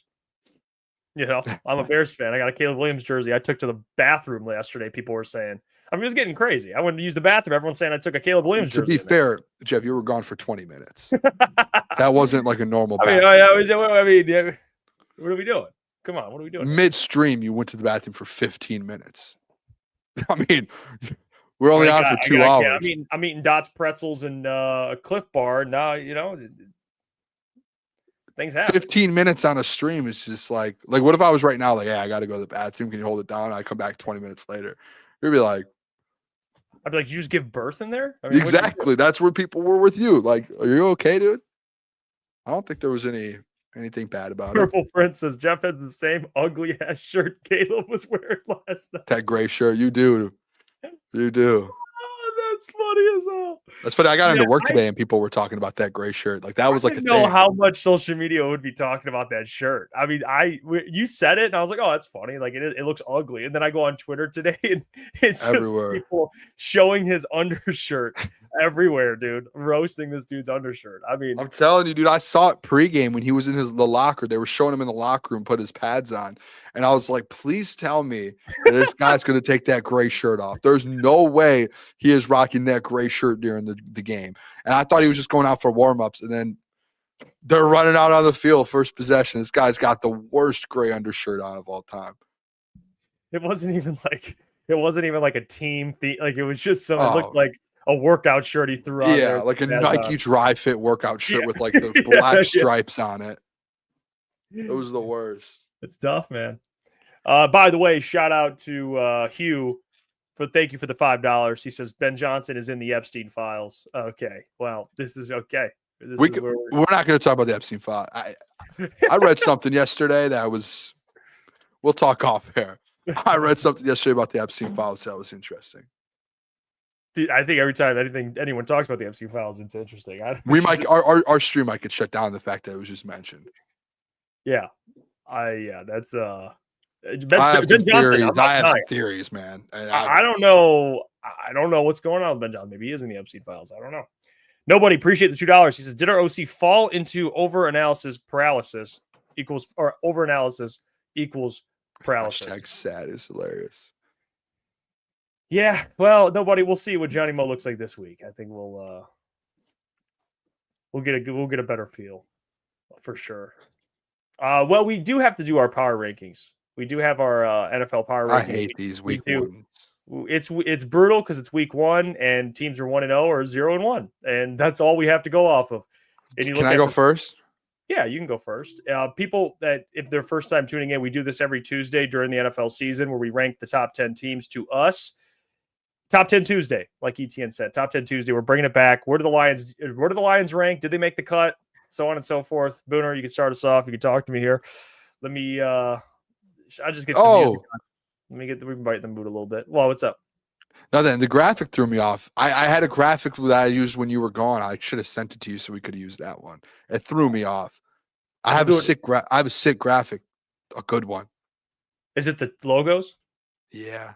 We'll use that. We'll use that next week. I like that one. Yeah. All right. Let me get this on. All right, Boone. I hope people. I hate this, man. I hate week 1 of power rankings. Talk to me, Boone. All right. Oh man. Oh, this is a tough one. Just missing the list on my NFL power rankings for week 1. At number 11, not listed. It's the Detroit Lions. I have the Detroit Lions at 11, off the list. Couldn't put them on. I know a lot of, there we go, Jeff. A lot of people probably were like the Booners going to have the Detroit Lions still top 7, top 8. I had them when I did it a couple weeks ago preseason. I think I had them 4 or 5. Jeff and I actually talked today because we were talking about power rankings and how we went about them last year. And last year, me and Jeff were pretty consistent about it is a week-by-week power rankings. It is who looks the best at that exact moment. And after week 1, I don't think there is a world that anyone could put the Detroit Lions as the top 10 team in the NFL. Roster-wise, I'll say this, and this is where people I think need to understand this. Like roster-wise, I still believe this team is top 6. But they didn't play like a top 10 team, and based off of their week 1 performance, they're if they played any of these teams in week 1, they're probably losing the way they played. Now after week 2, listen, if this Lions team looks legit in week 2, and where I obviously have the Packers on here, they could end up at 7 on this list next week, right? If they end up looking good on Sunday. It's just as of right now, they don't look like a top 10 football team. So I couldn't wrap my head around having the Lions at number 10 over another team that won a football game. So at number 10, I had the Denver Broncos. I had them a lot higher in my preseason one, Jeff. I think I had them at 7 or 8. Their defense looks insanely good. Their offense with Bo Nix just did not look good. And that's supposed to be like a Sean Payton offense. So there is some concerns. I almost took them off of the list. I only kept them on because I just knew like, hey, that defense is probably a top 5, 6 defense in the NFL. So you have to respect them a little bit. Number 9, I had the Kansas City Chiefs. I know they lost, but they were in a battle versus the Chargers, Jeff. And I know a lot of people are saying like the Chiefs are on a downfall, this, that.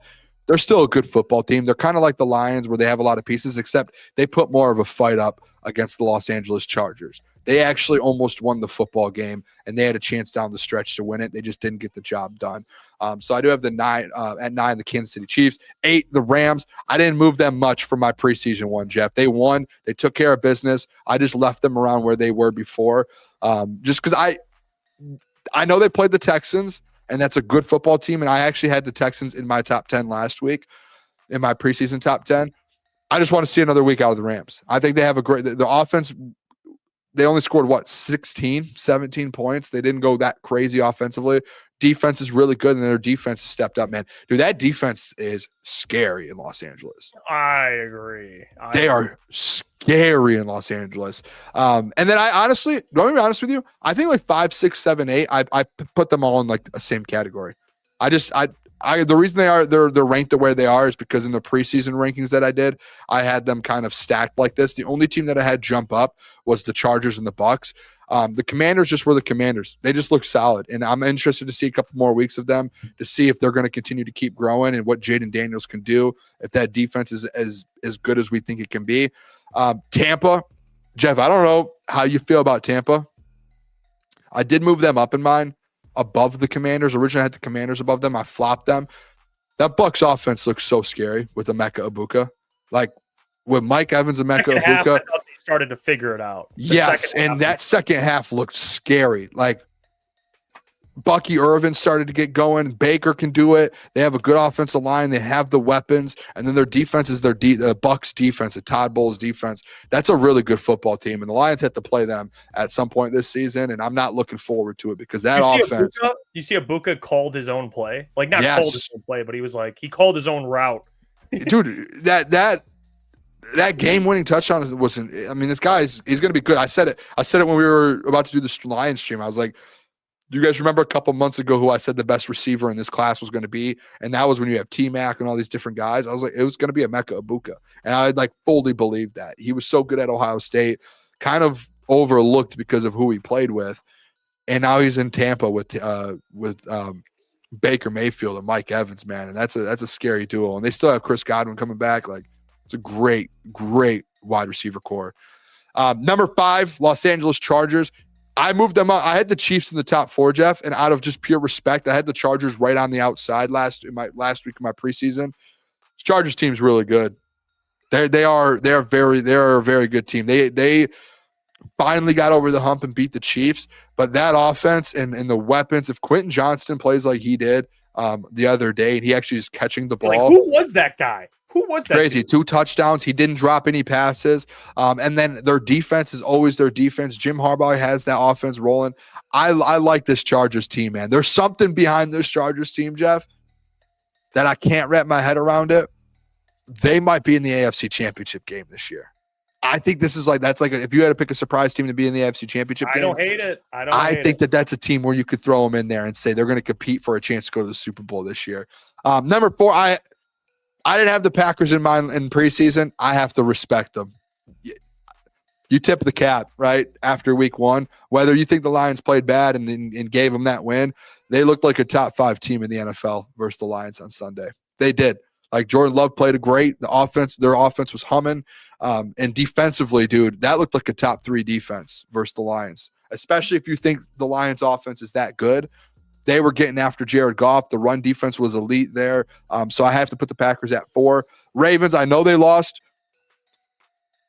That game was nuts. Like, the Bills-Ravens game, if you can't look at that game and look at the Ravens and go, yeah, that's a top 3 team in football with Derrick Henry, Lamar Jackson, and then that defense. If that defense figures anything out, that's the best team in football. You know what it reminded me of? The Bills-Lions. Remember we did power rankings and we're like, you can't really move the Lions down after they lost. Yeah. It was just that type of game. It was such a good game. It was probably one of the best games you'll see all season, and it just happened to be in week 1. The defense, the problem is with the Ravens, but I'm sure, again, they have the personnel. Like, they have the talent defensively to figure that thing out. That just top to bottom, it's a top 3 team in football. You can't move them. The Eagles, listen, this is one where if the Ravens, it was hard because I actually would have put the Ravens over the Eagles. Like, I think the Ravens are better. The only reason I didn't is just because the Ravens lost and the Eagles won. But the Eagles, I said it after that game, like, they should have lost to the Cowboys. Like, if CeeDee Lamb doesn't drop any passes or even just one, the Eagles lost that game. So I think they have a good team, and Saquon looks really good. Jalen Hurts looked good. Their defense looked good. Everything, like, they just looked like the Eagles. The only problem was it's like they almost lost to the Dallas Cowboys, who, like, everyone's not high on. So, like, that was interesting to me. So I originally, like, I just kept them at 2. I didn't move them. And then obviously the Buffalo Bills with that Ravens-Bills matchup. I had the Ravens as number 1 in my preseason, and the Bills just went in and beat them. So you have to give them respect, and you have to put some respect on there. On that team, that defense, they did a hell of a job. I know they gave up 40 or whatever it was. I still think, like, their D line, they stacked that thing up, like Joey Bosa on it now. I like this Bills team. The only negative is wide receivers for Josh Allen. That's it. Hey, Keon Coleman, remember Josh said he was gonna have a year. He played well. He had like almost 100 yards and a touchdown.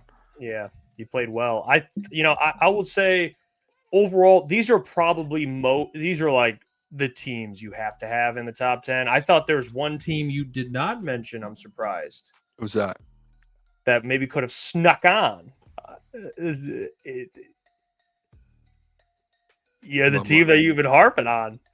I'm pulling it up. Indiana Jones. Yeah, I'm not there yet. They beat the Dolphins. And you know what? They beat the Dolphins. I've been saying since we went to that joint practice, the Dolphins-Lions one, that the Dolphins were the worst team in football. And they showed it versus the Colts. Wasn't sure what you were going to do with Danny. No. That boy. I actually today, I was talking to someone today. Shout out Honcho. He's in the chat. I was talking to him. They're going to lose next week. The Colts will. I think the Colts are like the Broncos. Yeah. Daniel Jones is probably not going to look great because he's going up against that Broncos defense. So I think they win 7 or 8 games. The Colts do. I don't think that's anything crazy. I just after week 1, I wasn't sure if you were going to be like the Colts at 10 or something. I wasn't sure. I'm using my brain a little bit here. Come on now. Indiana Jones. I wasn't sure. So I agree with you for most. There's a couple teams I think there's like two teams I had different spots because I thought, to be honest, I think the top 3 teams are undisputed. I don't think you can change, and this is where I have my teams. I don't think you can change the first 3 teams. I thought the Bills, Eagles, and Ravens, they're you have to put them in that. Now you have to have it in that order. Bills, Eagles, Ravens. I think that's we have like the same top 10, dude. Yeah, the only thing I disagree with you about is I have the Chargers above the Packers. And the reason why I have them above the Packers is, and this is what I want to find out tomorrow or 2 days from now on Thursday, was it more about what the Packers did or more about what the Lions didn't do? I still don't really know. I still don't know what to make of it. And I think the Chargers, what they did against the Chiefs team, who offensively actually didn't play. I thought defensively they shocked me. I thought they'd be much better. Like Pat Mahomes had like almost 300 passing yards, and he ran around and was making some plays. The Chargers still took them down, and not only that, the way they beat the Chiefs too. Like Herbert had 3 passing touchdowns. Like last year was just a run offense. I mean, they were opening up the playbook a little bit. You had 3 guys get like 5+ catches. I mean, they looked great. Do you think that was like it's a turning point for them? Because I feel like that's one reason they never have gotten over that hump. And then I think it's like all of a sudden versus the Chiefs, they're like, hey, we just actually beat the Kansas City Chiefs. Oh, how do we do it? We let Justin Herbert, a potential MVP candidate, like actually do what he knows how to do, which they never have. Yeah, no, and you let him sling the ball a little bit, which he did very well. So that's why I have the Chargers above the Packers. I think the Packers are a top 5 team. The Commanders, Bucks, I agree with you. I would say Packers, Commanders, Bucks, in my opinion, similar tier. So you want to throw the Chargers in there. They're all kind of, to me, a similar tier. I think the Commanders over the Bucks because the Commanders, to me, the Bucks, the reason why I have them below the Commanders is they won, but that first half was a little shaky. And I want to see how they go moving forward without Chris Godwin. I want to see a Buka. They feel like second half. I thought Chris Godwin was going to be back that week 1. Yeah, Did he not play? No, I don't think so. I don't think he played. I'm so confused. I thought he was going to be back. Yeah, I want to see. I'm going to put the Commanders over the Bucks for right now. I think but they're in a similar tier, so I'm not going to fight you too much. Rams, Chiefs, and Broncos. Okay, so I'll say with the Rams. I think the Rams, to me, that Houston team. I don't know what to make of this Houston Texans team. I don't know how good the Houston Texans are going to be this year because they had similar problems they had last year. They kind of showed similar issues, which is kind of concerning. Like I thought the Texans team would be much better. I know the offensive line. Offensively, they didn't look good, did they? No, they didn't look as good as I initially thought they'd come out and look because they have a lot of returning players. So I don't know what to make. But the Rams beat them, and that they deserve a ton of credit. I think the Rams are going to be players. And although the game wasn't as pretty as it probably people thought it was going to be, a kind of a battle to the end, it was close. It was a good game. I still think the Rams are contenders in the NFC. I think they're still dangerous. As long as Stafford's healthy, I think that defensive line is nasty. Absolutely nasty. And Texans didn't score a touchdown. Yeah, nasty, dude. Like, absolutely nasty. That defense is very, very good on all 3 levels. I think they're very good. And then offensively, they have the pieces. I mean, they have Kyron Williams, Devonta Adams, Puka Nacua, Matthew Stafford. They're a contender in the NFC. So watch out for the Rams there.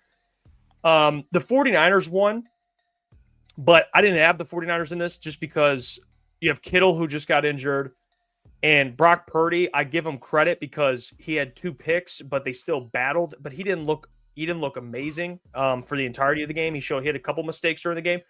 But I think the 49ers, because of the schedule, which you brought up to me, I think they're still going to rattle off some wins. So I think they're still going to compete for the division. But the Rams looked better week 1 than the 49ers, even though they faced a divisional opponent. Like the Seahawks with Sam Darnold, I was a little surprised. That game was ugly as well. So watch out for the Rams still this year. And then number 9, the Chiefs. I don't know what the Chiefs – not only did they lose, they don't have Rashee Rice for half the year. And then you have Xavier Worthy go out.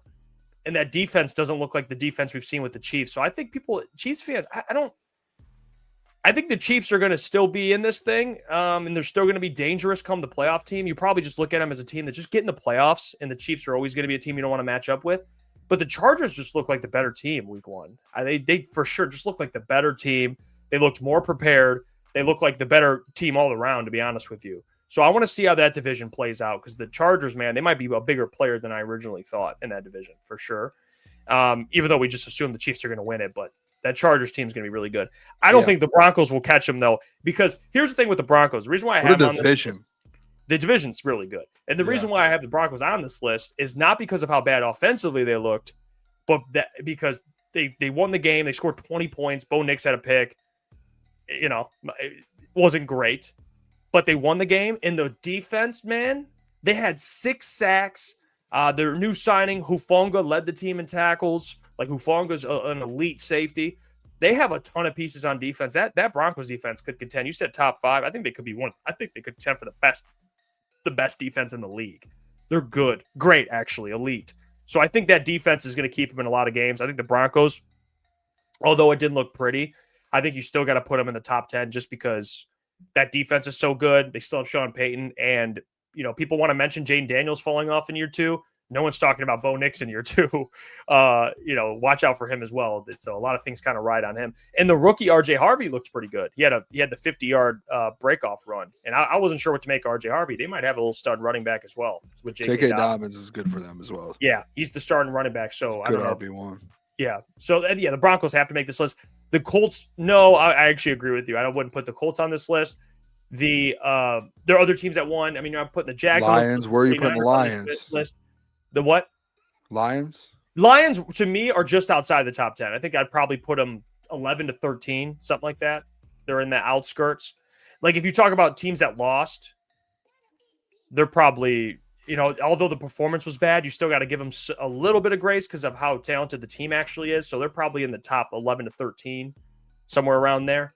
I don't think they're top 10, but I'm not saying, you're not putting them anything past that, in my opinion. There's just teams that won week 1 that looked better. So, it is what it is. But this is the week 1. It's tough. It's week 1. Everyone's 1-0 or 0-1. So, yeah, you got to see a few weeks to really, to really get a feel, in my opinion, for what these rankings. Because there's remember last year there was teams that went 1-0, 2-0, and then they ended up being terrible. So. And that's why these power rankings are so tricky, because last year we had the Saints, but it wasn't because we thought the Saints would be good. It's because they were winning at the time. So it's you got to give them respect. And this isn't projection. We're not projecting these teams to stay here for the rest of the year. It's just based on what we saw week 1. That's it. Like Lions win this week, depending on the fashion, they could be right back in this thing. It just depends. Early on is a little tricky, but yeah, there you have it. Vikings also outside the top 10. I thought they looked good, but that first half was like, you ain't going to put them on there, but they're in the teens too. They're in the early teens as well. I saw ETN just put that Vikings over the Broncos, but they're right there outside of it, in my opinion. And no Bears. They lost the game, guys. So they. What about the Vikings? They're not. No, they're right outside. No Bears. I know people are like, Jeff, where's the Bears? Steelers, I actually considered as well. They're right there as well. Because people want to bring up the Jets, they give up 30 points to the Jets. They scored, dude, the Steelers offense, what we've seen as scoring 30-something points in a win. Yeah. I think that's more shocking than the Steelers giving up 30 or 20 something. The Steelers scored 30? Because you think their defense and Mike Tomlin's defense going to eventually, they're going to be just fine. Oh, for sure. They'll figure it out. They have enough. But they scored it on Aaron Glenn in the Jets defense. I don't know what's going on. And by the way, I picked the Steelers up on fantasy for their defense, so I wasn't happy with that performance. I don't know. Tough one, actually, for you. Yeah, I don't know what the hell was kind of going on there. But, yeah, drop your questions for mailbag. And we have this comment. LMAO, you do know nobody with any credibility put the Lions outside the top 10 in power rankings, and suppose fan, you have done that. Listen, have you not paid attention? About? The only outlet that has put the Lions in the top 10 that I saw was ESPN. They had him at honestly, 8. We could take this off, dude. A tour is just absolutely yes or no, chat. Do you think the Lions are a top 10 team right now? They did not look like a top 10 football team on Sunday. If you say they are, you're slappy. Who's they just did not look like one. What are we talking about? I don't know. I don't know how people can make the argument they are top 10 over who played. There's teams that played better in week 1. I don't get it. I don't know.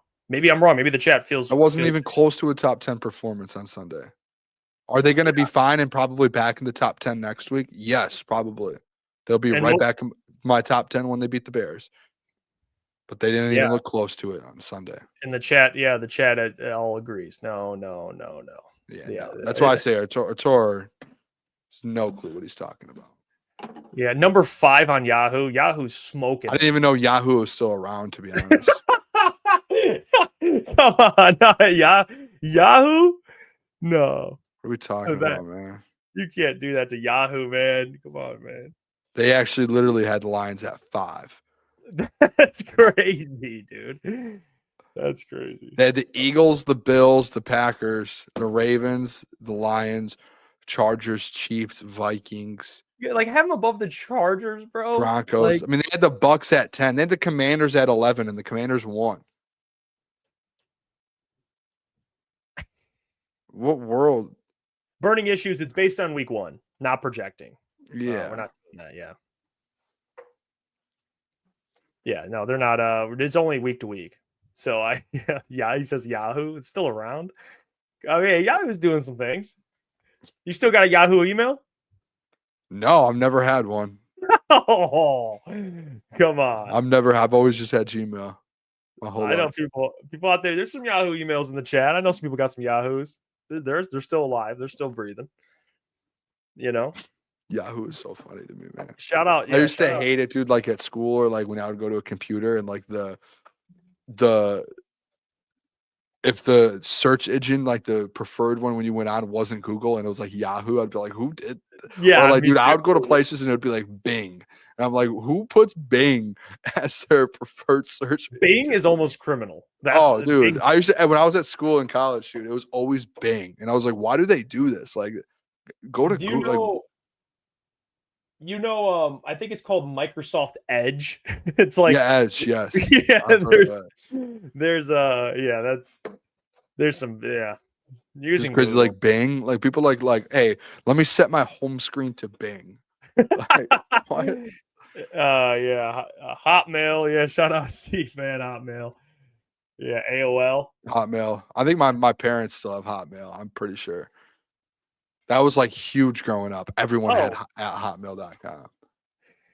Let's see. C. Merck says, mailbag, as a fan, I know this is wild, but the silver lining, if the Lions finish with a losing record, it will force Brad to change his smartest guy in the room mentality. Window open, make a splash. Wait. What's the question? If the Lions finish, not a question, really a statement. Okay, I was going to say it's basically saying if they have a losing record, it'll force Brad to be the smart. Okay. Yes, I don't think. And this is like I just don't. They're not going to have a losing record. I get what you're saying, C. Merkia. Like obviously it would be terrible, and I don't know whether or not it would force Brad to change his ideology. I don't know. Maybe Brad still is just like, hey, I built this team this way. Why would I change it? Yeah. So I don't even know if you want to root for a losing record for Brad to change it. You don't even know if he'll do that. He might not even a losing record. Yeah, Davenport losing record. I don't think that would. I hate to lose. I don't know. But the schedule is tough, though. He's right. The schedule's brutal. But tough. Yeah, no, I don't think he'll have a losing record. I don't think so either. That would be disaster with this roster. Disastrous, bro. Oh my gosh. I don't even know if it would be on Brad. I think it would end up being on some type of coaching. At that point. Oh yeah, at that point it's on the field. You can't even blame it on Brad. Brad, whether you're like pass rush or not, like dude, you should have such a good roster, man. Let's see. Justin Fan says the Weather Channel has the Lions at 1. By the way, shout out Weather Channel. Ghetto Boy Juan, mailbag. Who's getting fired next offseason other than Morton? No, you can't answer. Yeah. It's tough. I mean, you're setting up, Ghetto Boy Juan. You're setting us up for failure right here. We say something, it gets clipped, it gets thrown out there. Ask this question next week if shit goes wrong. Maybe because then I don't know. Ask this question like week 8, please. Because I mean, dude, next time I'm not trying to get in there. Not me. You're not getting me, Jeff. I'll say, it depends on how this offense looks in the future, but I won't say that now.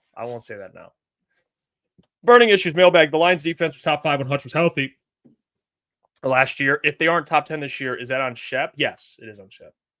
Absolutely. They have to be top 10. They have to figure this thing out defensively. Here's the thing. The reality is if you're going to win a defense, you need this. If you're going to win a Super Bowl, you need this defense to be very good. So if they are not very good, you're in a tough spot.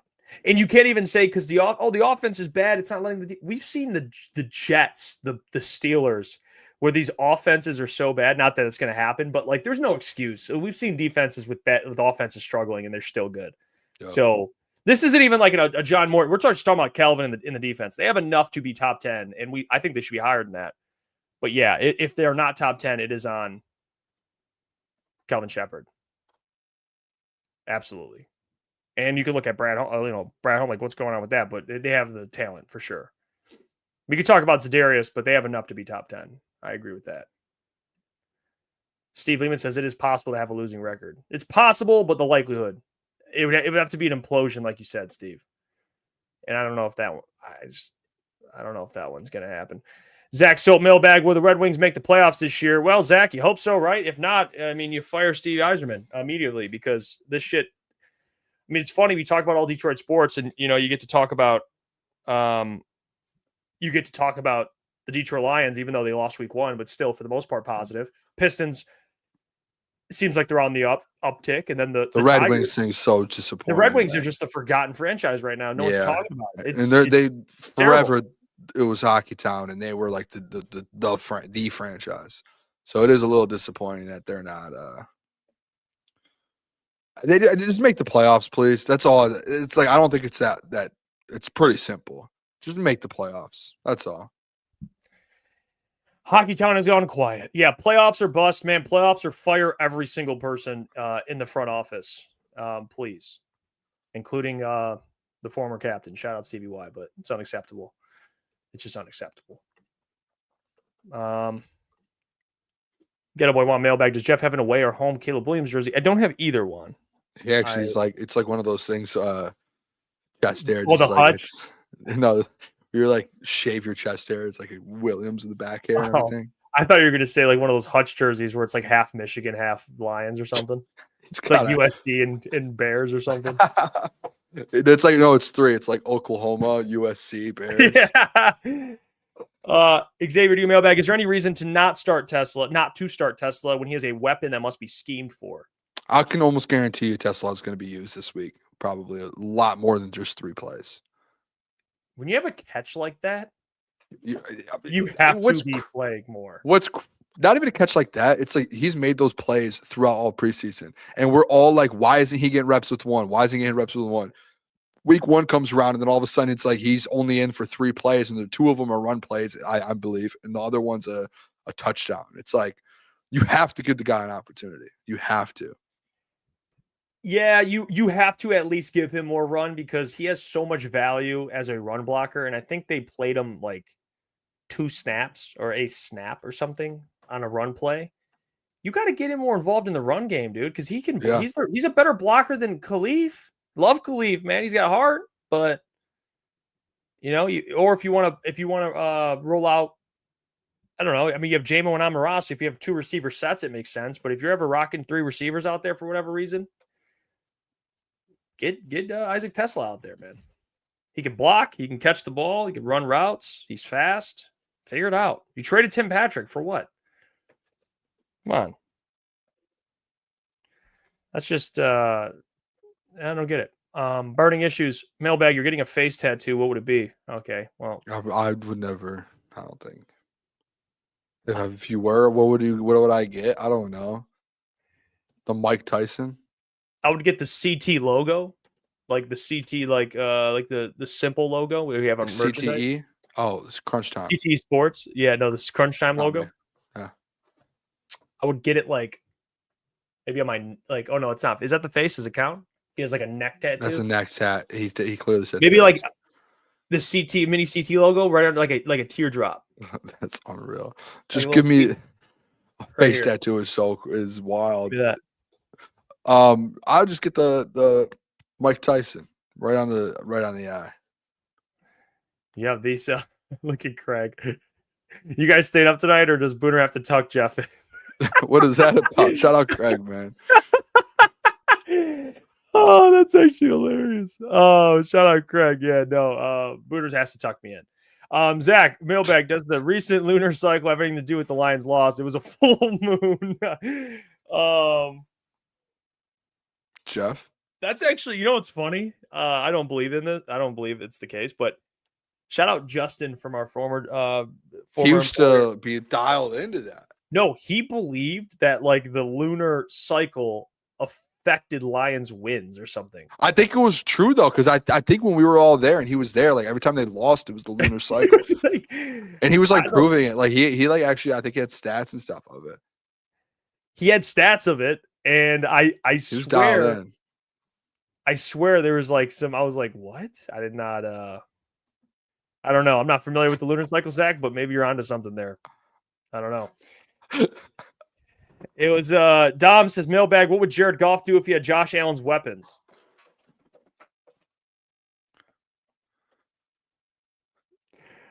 I don't know how to answer this. What would Josh Allen do if he had Jared Goff's weapons? Probably throw for 50 touchdowns. I think here's the thing. All right. If Jared Goff was in Josh Allen's situation, I think he has a good enough O-line, but I think he would struggle with the young weapons. I think he'd put up fine numbers and they'd win games. They'd be a playoff team. But the thing that makes Josh so special is it doesn't really matter who's playing. Like he just elevates everyone. But he's so good. He can put the team on his back, like physically with his arm. He's just like, I don't even, it's not even fair to even try and do that comparison. Cause like he's just, Goff's a very good quarterback, but like Allen's, that dude's, he might be right now, but I think Mahomes, you have to always give him the credit, but besides him, he's the best quarterback in the league. I mean, there's not even a debate. No, Josh Allen's number one. This year, right now, like today. Right now, he is. Yeah. But I think I understand when people are like, well, like Patrick Mahomes has won 3 Super Bowls. Like, okay, yes, get that. But like current day, who's a better football player? It's Josh Allen. Yeah, he's playing like career-wise, it's obviously Mahomes, but Allen right now is just the better player. Yeah. He's I can't really argue that, dude. He's playing off of his fucking mind. So good right now, man. Yeah. He's going to win us back-to-back MVP. He's unbelievable. And he's doing it with like weapons that, again, like nothing against Keon or they're fine. Like, they're fine. They're not like he doesn't have a number one receiver. But yeah, he doesn't. No, he just has like a room of just guys.